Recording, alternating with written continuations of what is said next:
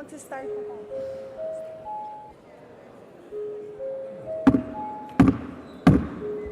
The session is now called to order. Everyone is requested to stand for the singing of the national anthem. Bayang magiliw, pero sa silanganan, alam ng puso, sa titik mo'y buhay. Lupang hinirang, buyan ka ng magiging, sa manlulupi, di ka masisingil. Sa dagat at bundok, sa simoy at sa langit mong bakaw, may ilang ang tula at awit sa paglayang minamahal. Ang kisap ng watawat mo'y tagumpay na nagdidinig. Ang bituin ng araw niya kailan pang may magdidilim. Lupa ng araw ng warangit konsekta, ay langit sa piling mo. Aming ligaya na pag may mga apit at mamatay ng dahil sa'yo. Please remain standing for a minute of silent prayer and meditation.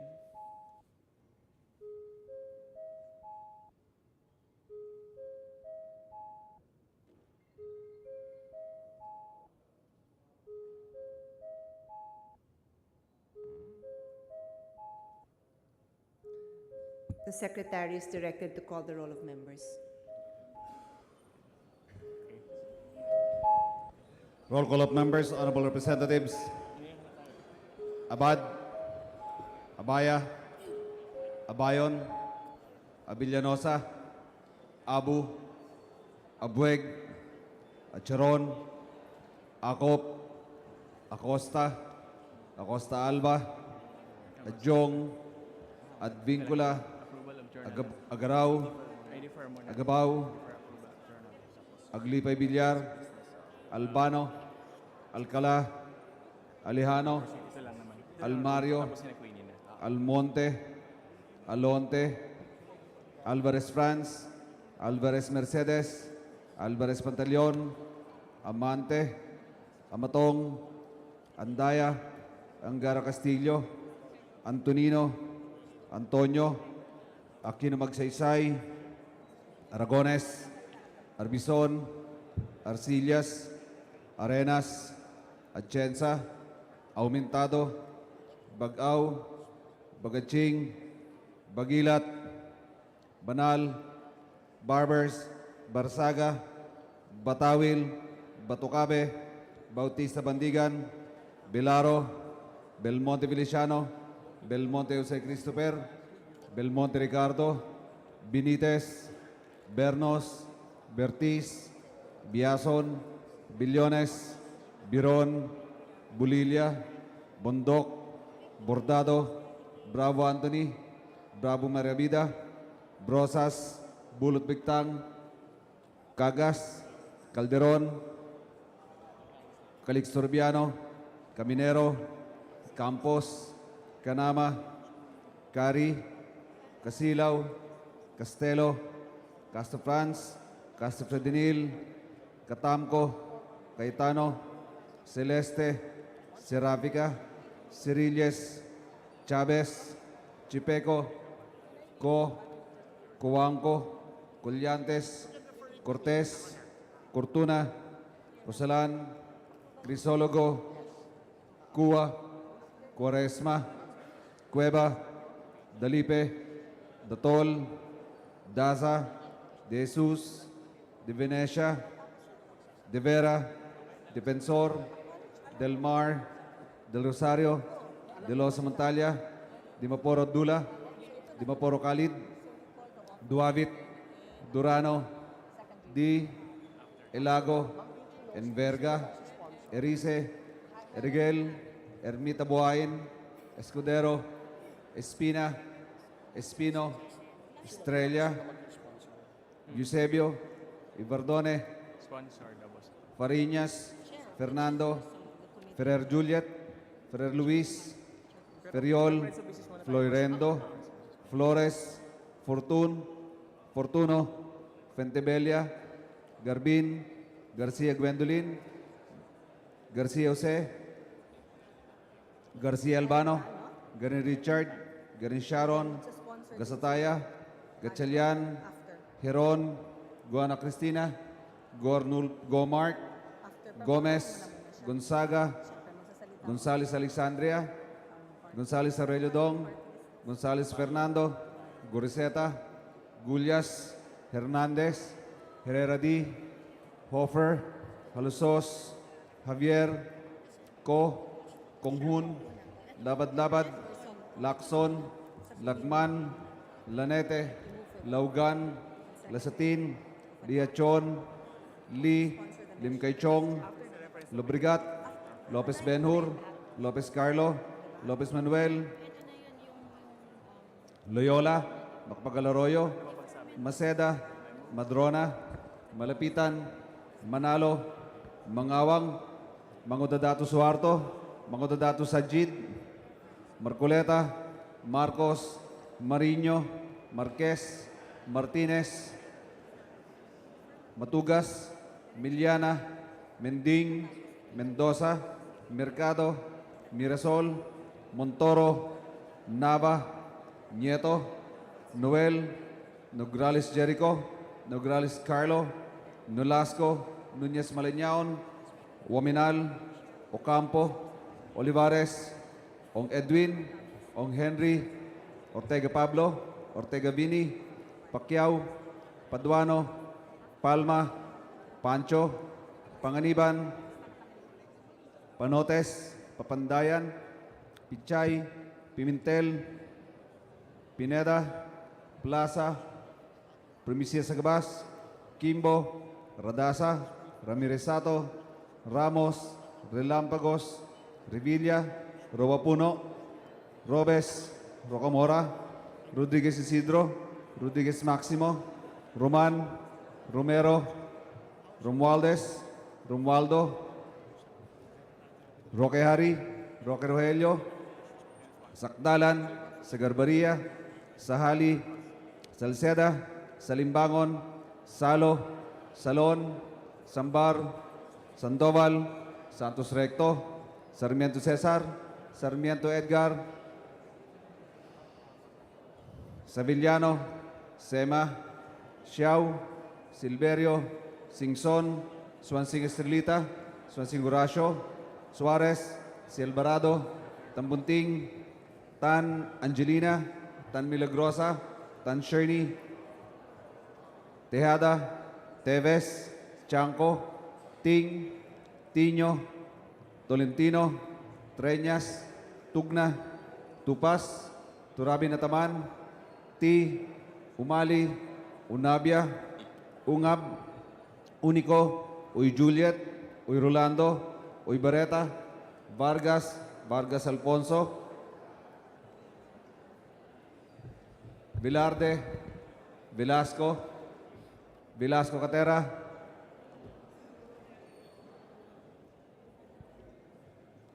Veloso, Vergara, Villapuerte, Villanueva, Villarasa Suarez, Villarin, Villarica, Villago, Yap Artur, Yap Melesio, Yap Victor, Yu, Zamora Marcamen, Zamora Ronaldo, Zarate, Subiri. The speakers present.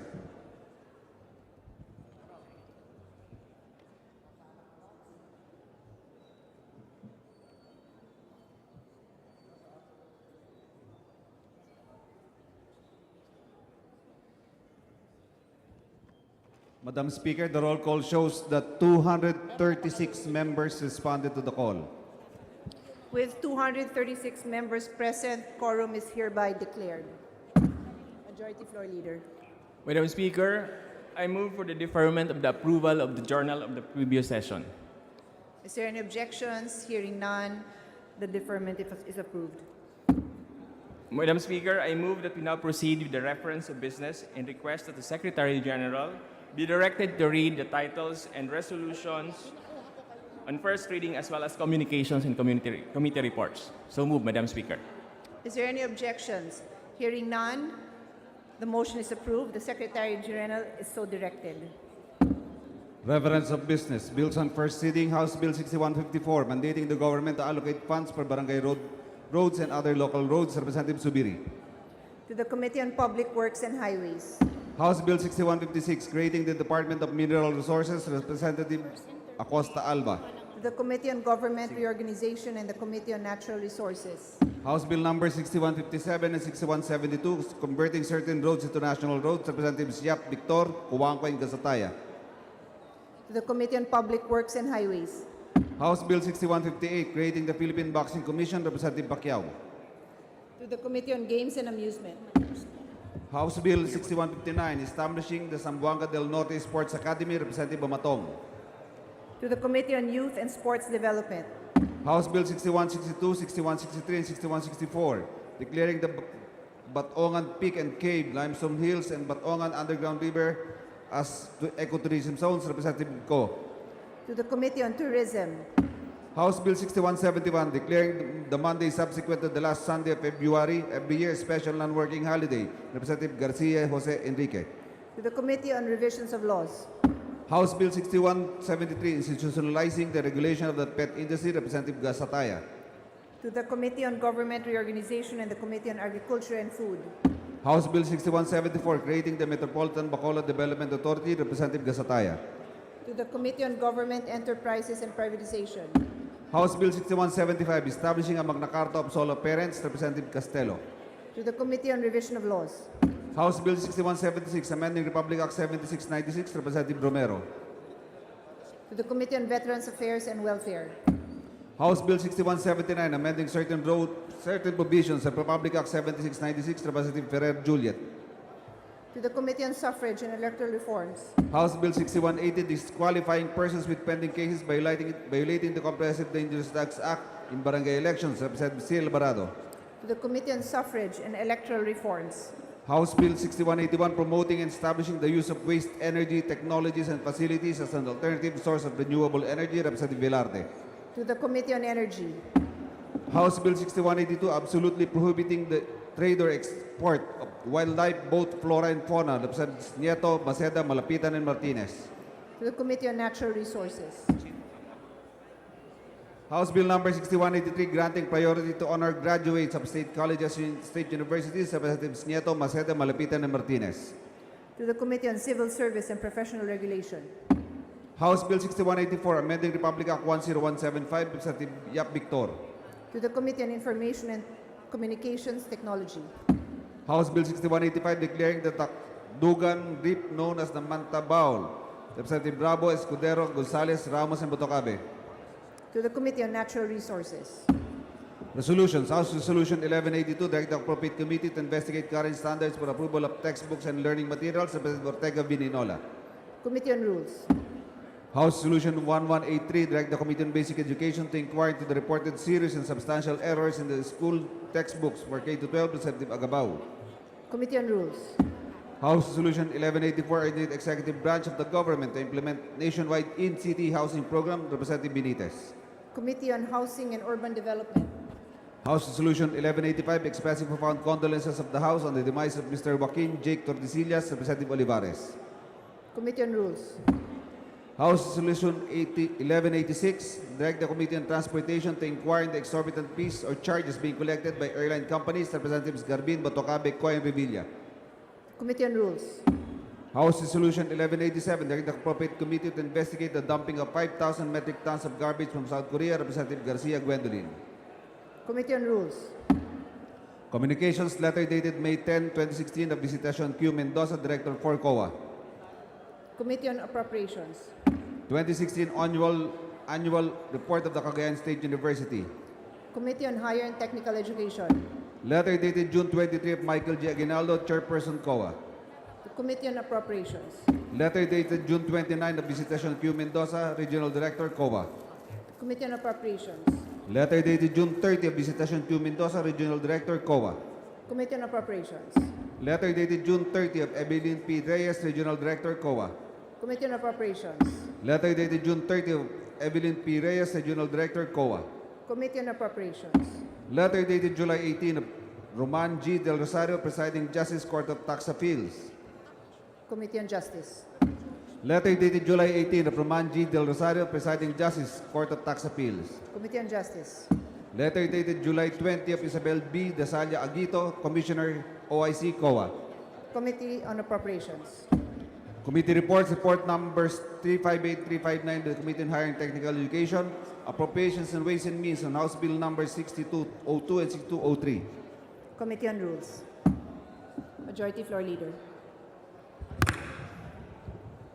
Madam Speaker, with leave of the House, I move that we now proceed to consideration on second reading of House Bill number 5784 as contained in Committee Report number 273, and to request the Secretary General to read the title of the bill. So move, Madam Speaker. The Secretary is directed to read the title of the measure. House Bill number 5784, an act providing universal health care for all Filipinos and appropriating funds therefore, amending for the purpose Public Act number 7875 as amended, otherwise known as the National Health Insurance Act of 1995. Majority Floor Leader. Madam Speaker, I move that we recognize the Honorable Helen Tan of the 2nd District of Quezon for the sponsor of the bill.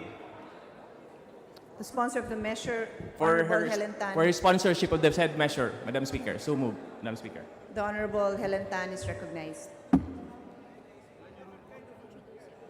Thank you, Madam Speaker. Honorable peers in the House, magandang hapon po. It is my honor as chairperson of the Committee on Health to sponsor House Bill number 5784 under Committee Report number 273 entitled An Act Providing for Universal Health Coverage for Filipinos and Appropriating Funds Therefore.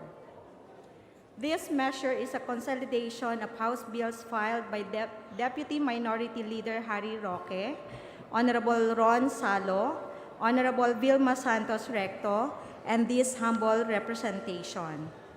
Said bills have been closely considered, vigorously studied and deliberated upon, and meticulously took into consideration substantive inputs from different government agencies, resource persons, and other stakeholders concerned.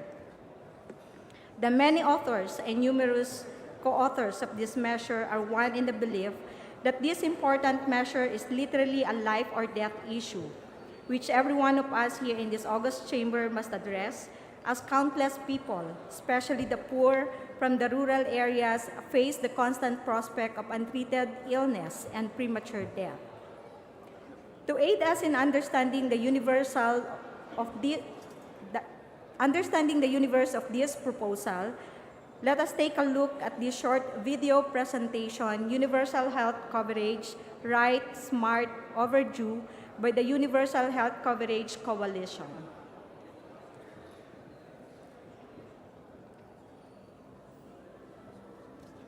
The head of the World Health Organization called it the single most powerful concept that public health has to offer. A solution that can stop the world's biggest killers, from HIV, TB and malaria to cancer and heart disease. It can help advance gender equality, build resilience to threats like climate change and disease outbreaks, and put us on the path to ending poverty. Health for all, also known as universal health coverage, may be the key to sustainable development. How? First, it's about keeping everyone as healthy as possible. Health is a human right, at least it should be.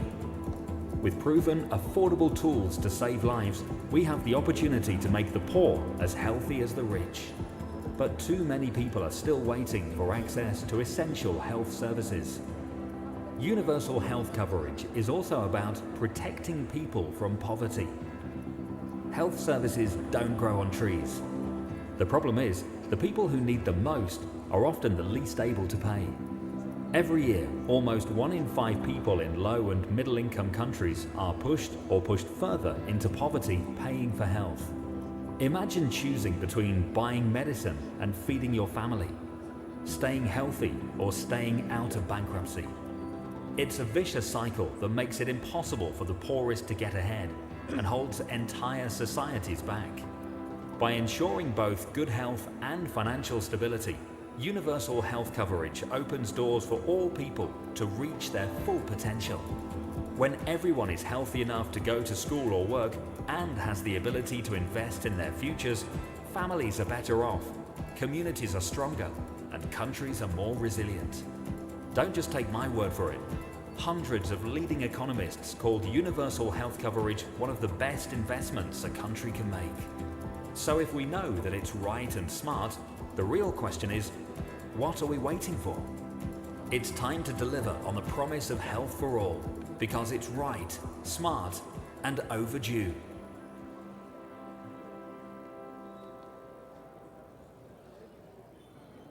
Let me echo the words of Dr. Margaret Chan, World Health Organization Director General. She said, The head of the World Health Organization called it the She said, I regard universal health coverage as the single most powerful concept that public health has to offer. It is inclusive, it unifies services and delivers them in a comprehensive and integrated way based on primary health care. Mr. Speaker, dear colleagues, this is what House Bill 5784 is all about. Health for all, or universal health coverage, as this bill proposes, means that everyone and Juana de la Cruz, without single exception, will receive health services they need without going through financial hardship. It is about making available the full spectrum of essential, quality health services from health promotion to prevention, treatment, rehabilitation, and palliative care to all the people and ensuring the quality of these services. Universal health coverage, or UHC, is more than health financing. That is the ambit of Republic Act 7875, or the National Health Insurance Act of 1995 and its amendatory laws, which the bill seeks to strengthen. More than that, UHC encompasses all components of health system, namely health service delivery systems, health human resource, health facilities and technologies, communication networks and information systems, quality assurance mechanisms, and governance. It is not just about ensuring a minimum health coverage, but also about securing a progressive expansion of coverage for health services and financial protection as more resources become available. All these essential components serve as highlights of this landmark piece of legislation that is now before us today. The authors of the bill recognize that universal health coverage is an aspirational goal that will not be achieved overnight, but on the basis of progressive realization of the enjoyment of the highest attainable standard of health as necessary condition for achieving sustainable and equitable socioeconomic development and population well-being. As it is, the enactment of this landmark legislation is a significant step toward the achievement of universal, comprehensive, equitable, effective, responsive, and accessible quality health system. This is going to be a long and arduous journey, Madam Speaker, as we need to build new healthcare facilities and produce more health workers and professionals, among many other tasks. But this is a journey that the authors of this bill are willing to take, inasmuch as universal health coverage is an essential component of sustainable development.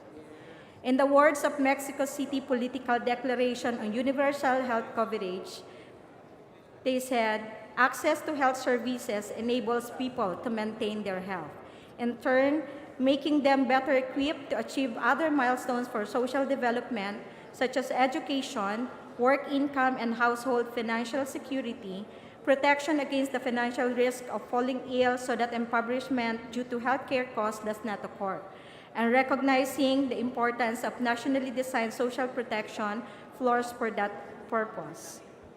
It needs stressing at this point that the universal health coverage goal is not in isolation, as it also enables the attainment of other sustainable development goals, such as SDG 1, ending poverty in all its forms everywhere, SDG 3, ensuring healthy lives and promoting well-being for all at all ages.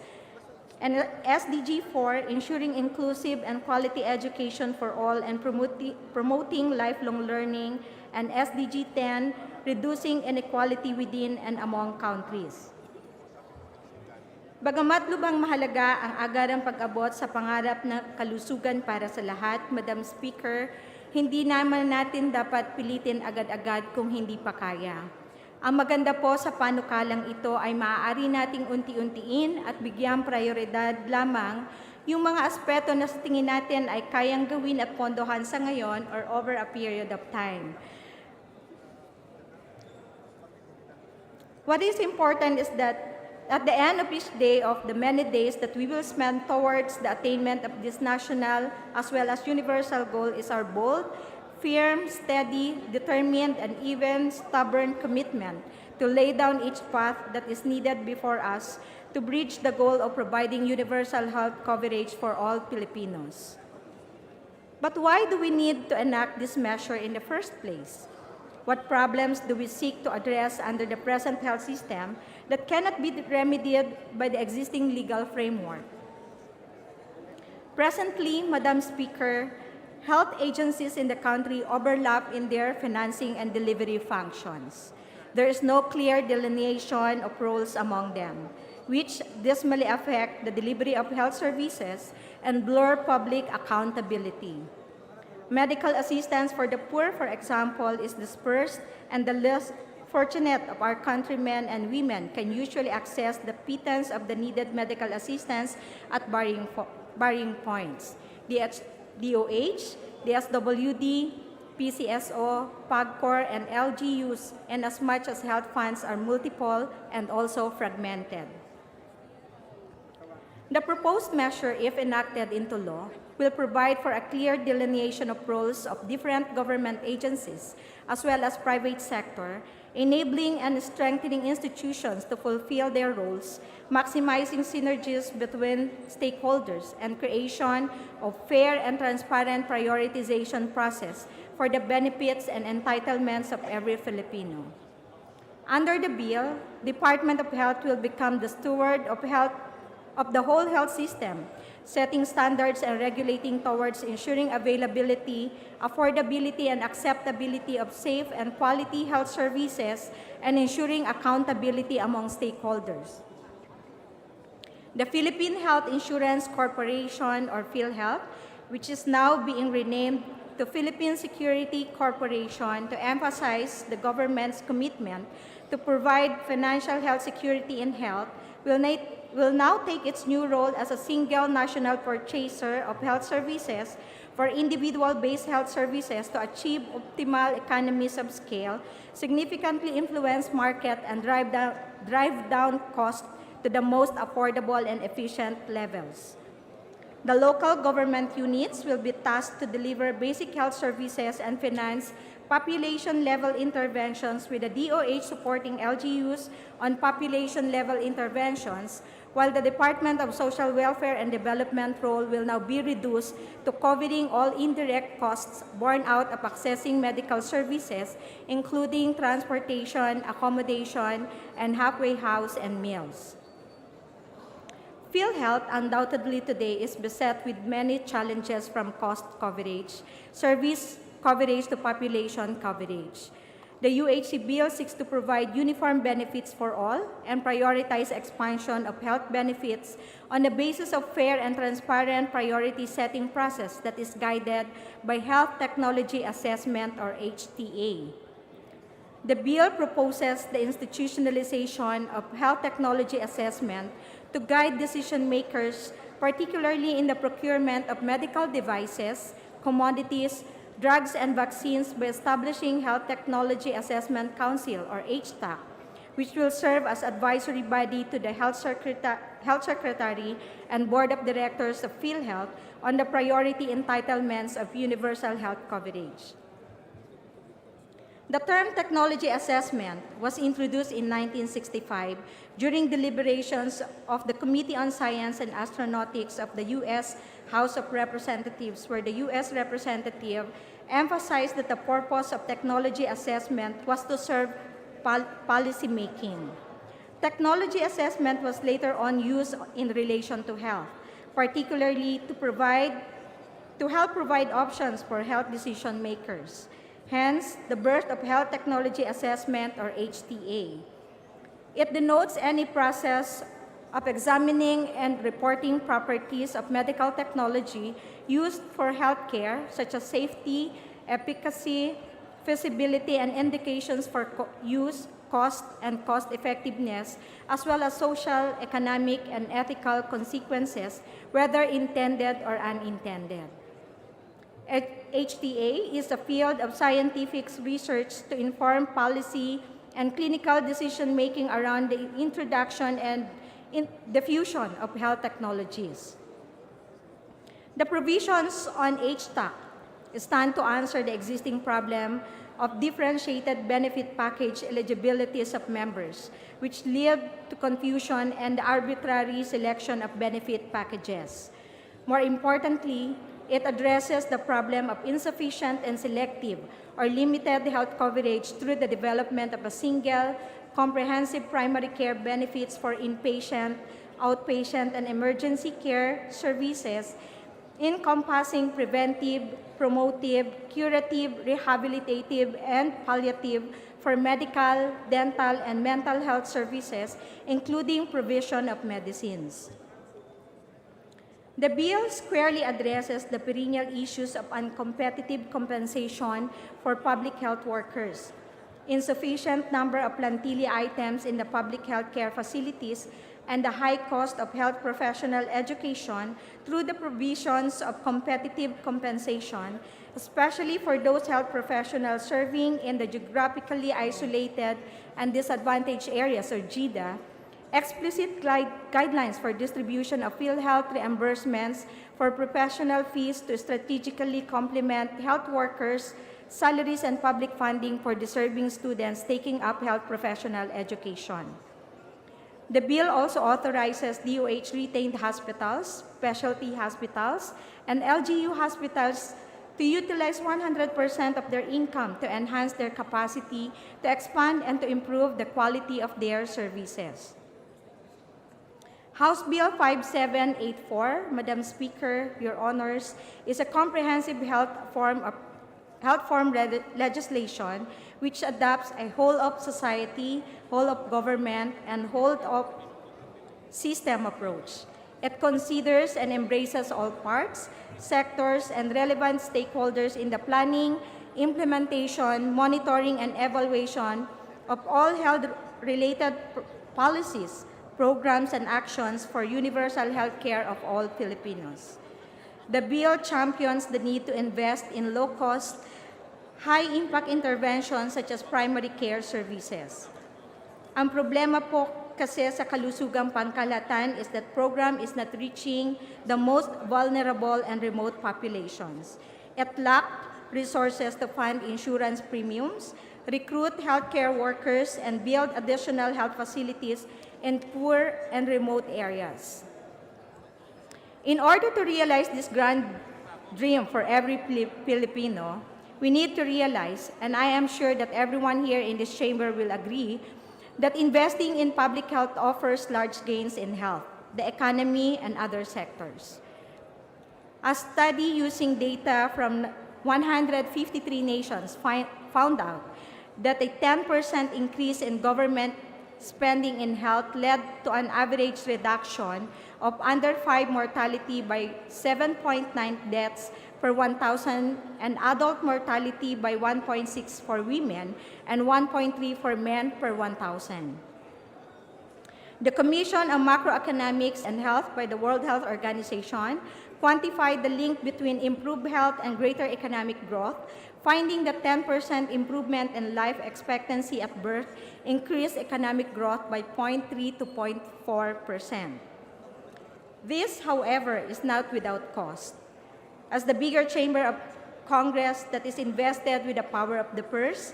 We need to commit in providing a new injection of funding if we are to cover every Filipino in universal health and scale up primary health care services following the steps taken by Japan, Moldova, Peru, Sri Lanka, Thailand, Turkey, and Indonesia, countries which have shown significant progress in the attainment of universal health coverage, along with other countries that have adopted universal health coverage such as Norway, Australia, Switzerland, Germany, Singapore, Canada, Hong Kong, Nepal, South Korea, Indonesia, Chile, China, Rwanda, India, Taiwan, Vietnam, and some South African countries, to name a few.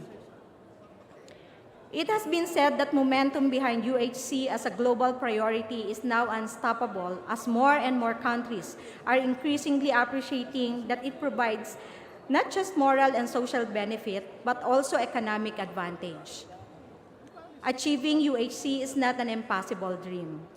The renowned Indian economist Amartya Sen, in fact, recognizes that universal health coverage is an affordable dream. Achieving UHC, however, is one of the greatest challenges of political will, which we need to invest right here, right now, for it to finally become a reality. The UHC bill is an important piece of social legislation measure which fully supports President Rodrigo Roa Duterte's vision and policy pronouncement of providing universal health coverage to all Filipinos. The President said it very clearly during his second SONA. He said, investing in the health sector is never a cost to be endured but an opportunity to be explored. In this light, I earnestly seek the support of everyone in this august chamber for the expeditious passage of this measure. Maraming salamat po. Majority Floor Leader. Madam Speaker, I move that we recognize the gentleman from the Kabayan Party List, the Honorable Harry Roque, for his sponsorship speech. The Honorable Harry Roque is recognized. Thank you. Thank you, Majority Floor Leader. Thank you, Madam Speaker. Fellow legislators, our guests from Negros, led by Mayor Palanca, ladies and gentlemen, good evening. It is an honor to sponsor my first ever House bill, which is House Bill number 5784, providing for universal health care. Siguro po, sisimulan ko muna sa isang kwento na nangyari po sa akin at sa aking pamilya. Hindi po kami mayaman, pero hindi rin po kami mahirap. Ang nanay ko po, retirado, nag-ipon, pero nagkasakit po ng 3 taon bago siya pumanaw. Naubos po ang lahat ng kanyang savings. At mabuti nga po, meron siyang savings. Pero nung nalaman na niya na wala na siyang pera sa bangko dahil napakalaki na kanyang nagasta para sa dialysis at iba pa niyang paggagamot, it is as if she willed herself to die because she did not want us, her children, to suffer financial hardship, which she knew would be a consequence, a natural consequence of her lingering illness. My story is a common story, Madam Speaker, ladies and gentlemen. Ang istorya ko nga po, middle class na istorya. May pambayad na ubos. Pero yung mga mahihirap po, dahil wala naman silang ipon, pagka nagkasakit, pumipila po sila sa corridors ng Kongreso para sa kanilang konting health assistance na naibibigay ng Kongreso, nagpupunta sa PGH, nagpupunta sa mga panggobyernong hospital, pero kung wala po sila pambili ng gamot, mamamatay na lang po sila. Sa wakas po, matutugunan na natin ang problema ng mga mahihirap. Sa wakas po, kung isasabatas natin itong panukalang batas na ito, wala na pong Pilipino na mamamatay dahil lamang sa kahirapan. Madam Speaker, for the longest time, quite inexcusably a long time for that matter, Filipinos have lived under a constant threat of catastrophic poverty the moment an illness strikes. Healthcare services and medicine in the Philippines are often prohibitive to ordinary Filipinos, with the latest data showing that a vast majority of patients shoulder these expenses out of their own pockets.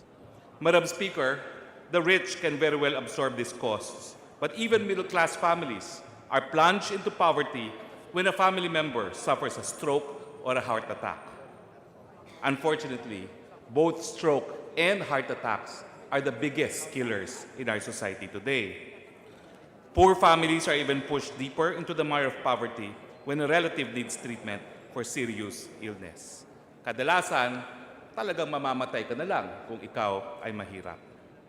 All these financial hardships create a system where patients would rather not see a doctor and die without receiving care, for the consequences to the healthy and living members are often too costly.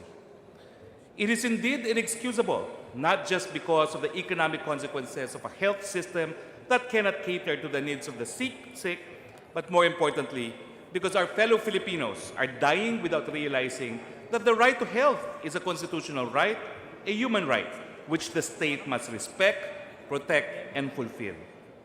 It is inexcusable because the health system in the past years have gained increased revenues from the same taxes which were underspent, same taxes which we derive from a law crafted by our Madam Speaker this afternoon, but should have been optimized to provide better quality of life for the Filipinos. It is inexcusable because health has been deemed a commodity, a product that only the rich can afford. In the last decade or so, we have made gains in providing affordable health services to Filipinos. Yet the bare facts show that much still needs to be done. Madam Speaker, latest figures from the Philippine Statistics Authority show that serious disparities remain as far as access to affordable health care for ordinary Filipinos are concerned. According to the Philippine Statistics Authority, in October last year, on the 2014 National Health Accounts, per capita health expenditure in our country rose by 8.5% from 5,400 in 2013 to 5,859 in 2014 at current prices, while per capita health expenditure increased by 4.2% at constant 2006 prices. Other key findings include the following. 1. National government spending on health decreased to at least 61.8 billion in 2014 from 66.9 in 2013, but the Department of Health increased its health spending from 36.8 billion in 2013 to at least 39.1 billion in 2014. Employees' compensation health expenditures decreased by as much as 42%, but it represents the smallest share of less than 1% in 2014 of overall health spending. But social insurance surged past government, private, or other sources' health expenditures for the same year, registering the highest growth with 38% increase from 60.4 billion in 2013 to 83.3 billion a year later. This is attributed to the National Health Insurance Program implemented by the Philippine Health Insurance Corporation, or PhilHealth. Still, private sources ate up the biggest chunk of health spending, with private out-of-pocket sources accounting for more than half of the country's total health expenditure in the same year. Ang estimate po, 52 pesos kada 100 po ay ginagastos pa rin ng ating taumbayan galing sa sariling bulsa. Ang PhilHealth po, 12 pesos lang out of every 100 ang naibibigay. This means that a majority of Filipinos still spend for health from their own pockets. Moreover, only 3 out of 8 healthcare financing indicators surpass the 2010 to 2020 healthcare financing strategy goals. Based on the 2010-2020 healthcare financing strategy goals, these 3 are the percentage of GDP at 4.6%, or just a fraction higher than the 4.5% target. National government spending as a percentage at 10.6% compared to the 10% target and national government spending for public health in billion pesos at 21.6%, which is more than twice the 10% target. But most of the indicators have not been met. What are these indicators that have not been met? First, government spending on health as a percentage of total spending is only 5%, which is 1% short of the goal of 6%. Second, out-of-pocket health spending as a percentage of total health expenditures is at 55.8% as opposed to the goal of 45%. Local government spending as percentage of total health expenditure is only at 6.7% out of a target of 11%. Local government spending for public health is only at 17.7 billion out of a target of 29.9 billion. PhilHealth spending as a percentage of total health spending is only 14.2% as against a target of 19%. Madam Speaker, we are presented with a golden opportunity for change. We have a president who has been an active supporter of progressive health reforms, such as reproductive health policies and tobacco control regulations. We have a Congress that has been enacting health laws that respond to the call of the people for a better health system. Today, we put an end to the inexcusable, and I propose to enact the Universal Health Coverage, or the UHC bill, into law. What does the UHC proposed law provide? First and most importantly, it provides the health security to Filipinos not because they can pay premiums, which is the current system of PhilHealth, but simply because they are Filipinos. We are granted the right to health by virtue of citizenship, and we expressly mobilize the whole of government, the whole of society, and the whole of system to operationalize this right, not just as an abstract concept, but as a reality for all. All Filipinos are to be given compulsory health coverage where the state ensures the financing of the state. It provides entitlement to a comprehensive set of health interventions, including promotive, preventive, curative, and palliative health services. The coverage also expands to include indirect costs, including expenses for transportation, accommodation or halfway house, and meals for the poor, which more often than not are equally as cumbersome as the cost of health services or medicines themselves. Second, it creates a Health Technology Assessment Council with a mandate of determining binding recommendations where we should invest our health revenues and determine explicitly what the entitlements are for inpatient and outpatient services. This is an important innovation because it is a must that we ensure an evidence-based approach to health financing which responds to the changing needs of the populace to guide development of priority policies and effective programs. The Council will set priorities for population-based and individual-based services which must be financed by government itself. Third, this proposed law empowers the people in the communities. A good health-seeking behavior must be developed in the communities where they are fully aware of their rights and move the government to invest more in their health. This is achieved through the creation of health demand units, which would push our health officials, both from the local government units and the national governments, to prioritize health. The proposed law also ensures awareness measures to remind the people of their entitlements under the law. The Department of Health ensures the promotion of a good health-seeking behavior and community involvement on health services. Fourth, the law adopts long-standing proposals for health sector reforms.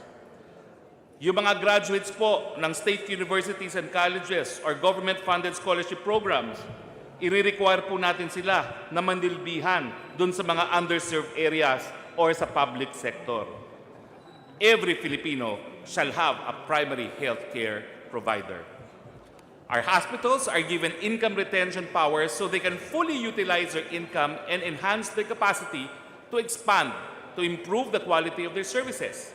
The right of patients to informed choice is enhanced through access to price information where the public may obtain up-to-date information regarding prices of all goods and services being offered by such healthcare providers. Finally, Madam Speaker, the law recognizes that health is not just a curative system, but adopts the social determinants of health approach. We explicitly shift the curriculum to focus on health promotion and primary health care. We redesign, finance, and scale up primary care residency training programs to develop a cadre of primary care practitioners. We recognize that health is not just merely the absence of disease or infirmity, but a complete state of physical, mental, and social well-being. Madam Speaker, I urge the early passage of this bill. During the last survey, health remains to be the topmost concern of Filipinos. It then becomes our duty and responsibility to see the enactment of this bill that gives spirit to the right to health of the people.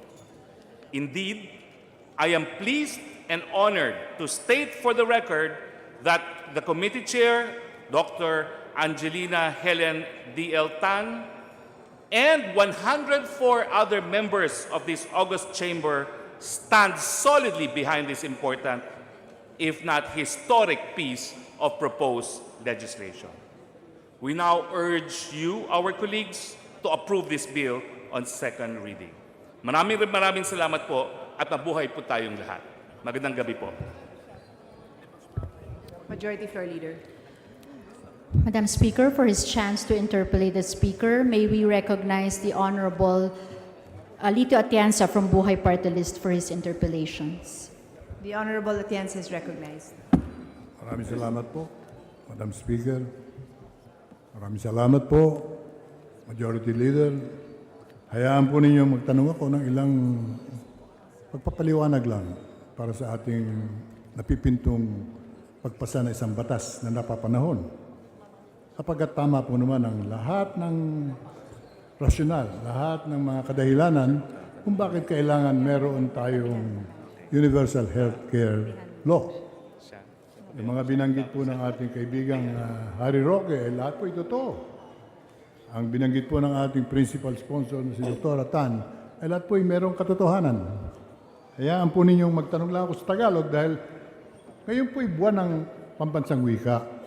Dapat sana yung ating talakayan ngayon ay Tagalog. Pero naintindihan natin kung yung mga hindi nakakapagsalita ng Tagalog, ay hindi magsalita ng Tagalog. Madam Speaker, I was in the middle of interpellation in the consideration ng ating pinag-uusapan po, yung pagbibigay ng gamot sa lahat ng mga pagamutang pampulbigo, barangay, ospital, klinika, at iba pa. Mga isang buwan na po nakakaraan. At hindi po natapos yung aming pag-uusap sa hapag sapagkat hindi po minabuti ng ating principal sponsor na si Dr. Tan na tapusin yung aming usaping yon. Kaya uulitin ko lang po yung mga tanong para mailagay po natin sa ating mga talata ang maliwanag na sagot sa mga katanungang aking ibinigkas ng panahong yon ay gagawin ko rin po ngayon sa hapong ito. Natanong ko sa kanya ang coverage ng unang batas. Nakaugnay nitong batas na ito na hindi pwedeng aprubahan yung isa at hindi aprubahan yung isa. Pag inaprubahan po natin itong isa, kailangan aprubahan natin yung isa. Isa lang po naman ang pakay niyan. Hindi po ba garantiya na ang bawat Pilipino ay mabigyan ng karapat-dapat na gamot, atensyong medikal, at garantiya na ibinibigay po naman ng ating saligang batas. Ang ating saligang batas ay talagang matibay po ang utos sa ating lahat na walang dapat mamatay na Pilipino dahil sa kakulangan ng pera sa na meron sakit. Kinakailangan asikasuhin po ng gobyerno ito. Ang katotohanan po ngayon, marami po namamatay na hindi po man lang nakakarating sa ospital. At kung makarating man sa ospital, ay sinasabi lamang ng ospital, wala kaming gamot dito. Pumunta kayo sa iba. Paglipat naman sa kabilang ospital, sabihin, wala rin kaming gamot dito. Wala kaming pondo. So itong batas na ito ay nagbibigay ng garantiya na ang bawat Pilipino na mayroong karamdaman hindi pwedeng tinatanggihan dahil sa walang gamot. Di po ba? Malinaw po ba yun, Ginang Doktora Tan, ang Yes, masipag Madam nating Speaker. kinatawan? Tama po Sa kayo sa Quezon. inyong obserbasyon. Ito pong batas na to, kung maisa sa batas ay tutugon doon po sa pinaka-basic na problema on the delivery of healthcare services. Magkaugnay po yung dalawa, no po? Yes po, yung Ang pakay gamot po ay bigyan ng garantiya ang bawat mamamayan ng tulong ng gobyerno kapag ka mayroong karamdaman. Yun po. tama po, Madam Speaker. At sa nakikita ko pong listahan ng mga sponsors, mahigit 100 po. 104 na mga batikan at mga malalalim ang kaalaman sa paggawa ng batas. Na alam ko na kasi siguro kung pinag-aralan nila ito from page 1 to page 40 pages na kailangan ay nasagot na sana ang lahat ng tanong. Subalit, wala po akong nakita rin sa mga tanong kong nauna. Para alam nating magagawa po natin ito. Ayaw kung ito po'y aprobahan natin, pagkatapos ay mailagay po sa archives of unimplemented or unimplementable laws sa ating bansa. Marami po yan, no? Naipasa ng Kongreso, hindi maipatupad sapagkat mayroong pagkukulang. Kaya uulitin ko po yung mga naunang tanong ko. Sa kalakihan po ng ating pagnanais na matulungan ang buong bansa, alam po ba natin ilan ang lahat ng ospital na pampubliko sa buong bansa? Pampubliko.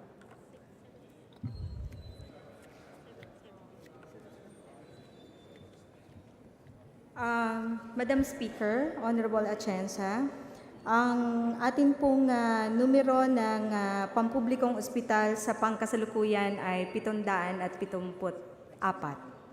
Hindi ko po narinig. 774 government hospitals po sa pangkasalukuyan sa buong bansa. 774. Kasali po ba mga barangay health center dito sa ating pinag-uusapang batas? Kasama po ba ang mga barangay health centers? Yes po. Sa hospitals lang po tayo, no? I-correct ko lang po, Madam Speaker. Ang atin pong ospital na nabanggit ko, 774 government and private. Ang government po ay 434. Pagdating po doon sa inyong tanong kung ilan ang atin pong barangay health centers, tayo po sa pangkasalukuyan ay merong 20,045, which comprised 47% po ng ating mga barangay. Mga tuwid, meron po mga barangay na walang pagamutan at wala ring health center. Tama po ang inyong obserbasyon. Tayo po ay nangangailangan pa sa pangkasalukuyan ng kung ang atin pong target ay isang barangay health center sa kada isang barangay, ay definitely nangangailangan tayo ng almost 20,000. Tanggapin na natin na dapat bawat barangay merong health center. Sa mga tuwid, meron din tayong problema na may mga barangay na walang health center. Tama po. At yan po naman ang direksyon ng atin pong panukala na kasama po sa aming ikinonsidera na to make it accessible sa ating mga mamamayan, na isa po sa dapat tingnan ng Department of Health at ng lokal na pamahalaan ay yung makapagtalaga ng isang health center sa lahat po ng barangays all over the Philippines. Ang ating pakay, mabigyan ng garantiya ng gamot at medical attention ang lahat ng dumudulog sa ating mga pagamutan, pampubliko. Tama po. Ang universal health coverage po ay hindi po ang ibig sabihin lamang ay healthcare financing. Ibig sabihin po ay magkaroon po ng serbisyo at the time of the need of the patient, which means sa lahat po ng barangay health centers or health facilities, Madam Speaker, ang lahat ng basic components ng isang pasilidad kailangan nandoon. Merong gamot, merong healthcare professionals na titingin po sa bawat pasyente. In fact, yan po ang vision ng ating administration that sa bawat barangay, meron pong health center, magkaroon ng healthcare workers, and all other services na meron po tayo sa pangkasalukuyan ay mailagay po at the barangay level. Kaya ko po nabanggit na napapanahon itong batas na ito sapagkat hanggang ngayon, panahon natin, year 2017, na binanggit ninyo sa ibang bansa, ay nabigyan na nila ng kasagutan ang mga pangangailangan ng kanilang mga mamamayan na may kinalaman sa kalusugan at buhay. Dito sa atin, wala pa tayo noon. At wala tayong may pangako sa ating mga kababayan na kayo'y dumulog sa Barangay Health Center at tinitiyak namin bibigyan kayo ng gamot. Yun man lang, hindi po ba? Huwag na natin pag-usapan yung CT scan, yung MRI, at yung mga mas modernong mga gamit, katulad po ng dialysis machines, X-ray machines, na marami pong health center, wala po niya. Pero itong gamot man lang, magarantiyan natin. Nagkaroon ba kayo ng pag-aaral, ano magiging epekto nito sa relasyon ng problema ng kalusugan, serbisyo ng pagamutan, pati ng barangay health center, at local government unit, yung relasyon nila sa Department of Health. Sapagkat ang pangangalaga ng kalusugan, alam ninyo, ay isa sa mga trabaho at tungkulin ng gobyerno na ibinigay na po sa lokal. Kaya ang sinasagot po sa ating mga mamamayan, pumunta kayo sa ospital. Kung kayo tiga Maynila, ospital ng Maynila. Tatakbo sila ron, mamamasahe pa, para sabihin sa kanilang, wala kaming gamot para dyan. So with the passage of these twin bills, dalawa po ito, hindi po ba? Maaari na natin sabihin sa mga mamamayan na meron na kayo ngayong batas na panghahawakan. Ano po ang magiging relasyon ng local government unit sa Department of Health? Ito po bang batas natin ngayon on universal health care ay naglalaan ng sapat na salapi? At sino po bang hahawak ng salapi? Department of Health or local government units? Para po matiyak natin, ang pagpapatupad nitong batas na ito ay maging ayon sa ating layunin. Ang layunin natin, makarating ang gamot sa mga mamamayan. Pero pag ang pera hinawakan ng Department of Health na wala tayong malinaw na probisyon sa batas na ito, maaari po yung pera ay mailipat kung saan-saan. Baka ang Maynila po maiwanan. Ang Quezon City, ganun din po. Maraming pera yung mga yan, huwag na natin bigyan. Maraming gamot dyan, hindi na natin bibigyan. Hindi po naman totoo yan. Dahil mga pagamutan dito sa Metro Manila, I'm talking about government medical institutions, are all lacking in basic medicines that should be helping save the lives of our poor. And again, you and I and all of us know, this guarantee is provided for by the Constitution. Ito po yung natutunan ko kay Congressman Harry Roque. Makinig lang po kayo dyan, marami kayong matututunan. Hindi po naman nangyayari. Yung pera po bang inilalaan ninyo sa inyong batas na may kinalaman sa garantiya na ang gamot ay laging magiging available, ay meron pong pondong inilalaan? At sino po bang hahawak ng pondo? Maraming salamat po, Madam Speaker.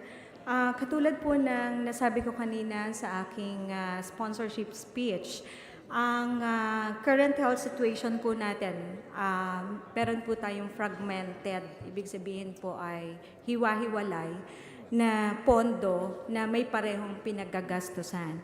Kung kaya, dito po sa panukalang ito, ay ating inaatasan ang Philippine Health Security Corporation, which is the PhilHealth, na maging national purchaser or financier doon po sa individual level of intervention. Pagka naman po ito'y population-based, ito po ay magiging under po ng Department of Health and the local government units. Isa po sa highlights po ng ating panukala ay yun pong a clear delineation of roles, no? So, ibig sabihin po kung ang PhilHealth, ang kanyang role po ay mag-finance, no? Magpondo ng lahat po ng individual-based intervention. Ang DOH po currently, yung pondo po niya na ginagastos na bumibili ng mga commodities, mawawala na po yon. Kasi nag-overlap po yun. Bigyan ko po kayo ng halimbawa. Ang rabies vaccination po ay cover ng PhilHealth. Subalit ang Department of Health po, nagpo-procure po siya ng rabies vaccine at ibinibigay po sa local government or any public health facilities. So ngayon po, tatanggalin po natin yon, mapupunta na po yung pondo na ginagamit nila, instead na mag-procure sila ng commodities, eto na pong insurance ang co-cover doon. So wala pong lalabas na pera. We'll make sure that the health facilities will provide all those services na magiging accessible po sa communities. So yun po yun, ang local government natin I will focus on the population base. Katulong po ang Department of Health. Currently, ginagawa po nila yon, but strengthen po natin and more focus tayo, like for example, on dealing with water and sanitation and all other programs, no? So, yun po yung tugon doon sa ating problema na nakita niyo po, Madam Speaker, na parang ang pondo ay kinakatakot ng ating minamahal na kagalang-galang atyensa na baka mababaliwala o hindi sa maayos mapupunta. Sa makatuwid, pagka ipinasa natin itong dalawang batas na magkaugnay na ito, ang local government unit ay hindi rin dapat tumigil sa kanilang tungkulin na magbigay pa rin ng essential or primary health care, at least primary health care sa bawat dumudulog sa kanila. Na ito po'y pagsunod naman sa ating batas na nagsasabing local government unit na ang mangangalaga ng kalusugan na madalas gamitin ng Department of Health kapag sila ang pinupuntahan ng ating mga mahihirap. Hindi po tumitigil yon. Tuloy po yung trabahong yon. Tama po yun. In fact, ang universal health coverage, mas in-expand pa po niya yung gagawin natin into primary care benefits and kasama po doon yung component na medicines. Pwede po bang ilagay natin dito sa ating batas ang temang yun It's in the na ang bill. mga local government units ay dapat ituloy ang kanilang mandato ng ating saligang batas na magbigay din ng gamot at pangangailangan para sa mahihirap. Pwede po ba na ilagay dito yun? Madam Speaker, nakalagay po doon sa provision on the delineation of roles na ipagpapatuloy po ng lokal na pamahalaan kung ano po ang ginagawa nila at yun po ay in-expand po namin.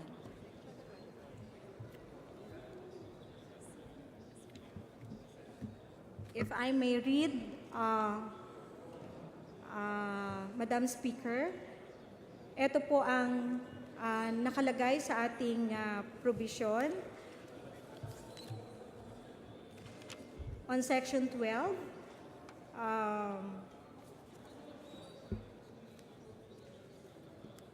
Local government units shall be primarily responsible for delivering population and individual-based health services in the communities with their respective jurisdictions.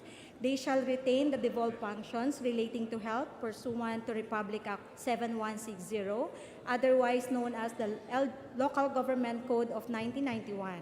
And nagdagdag po kami ng iba pang functions like they have to pass local resolutions and ordinances that enable the creation of healthy living environments, implement community empowerment to constitute demand units for primary health care, information and education campaigns, implement public health programs in line with the Department of Health standards, harness existing community organization, parent organizations, youth organizations, women's club, faith-based or religious organization, and other existing groups within their jurisdiction which are already engaged in health promotion and prevention, or in absence of any, encourage the establishment of such group.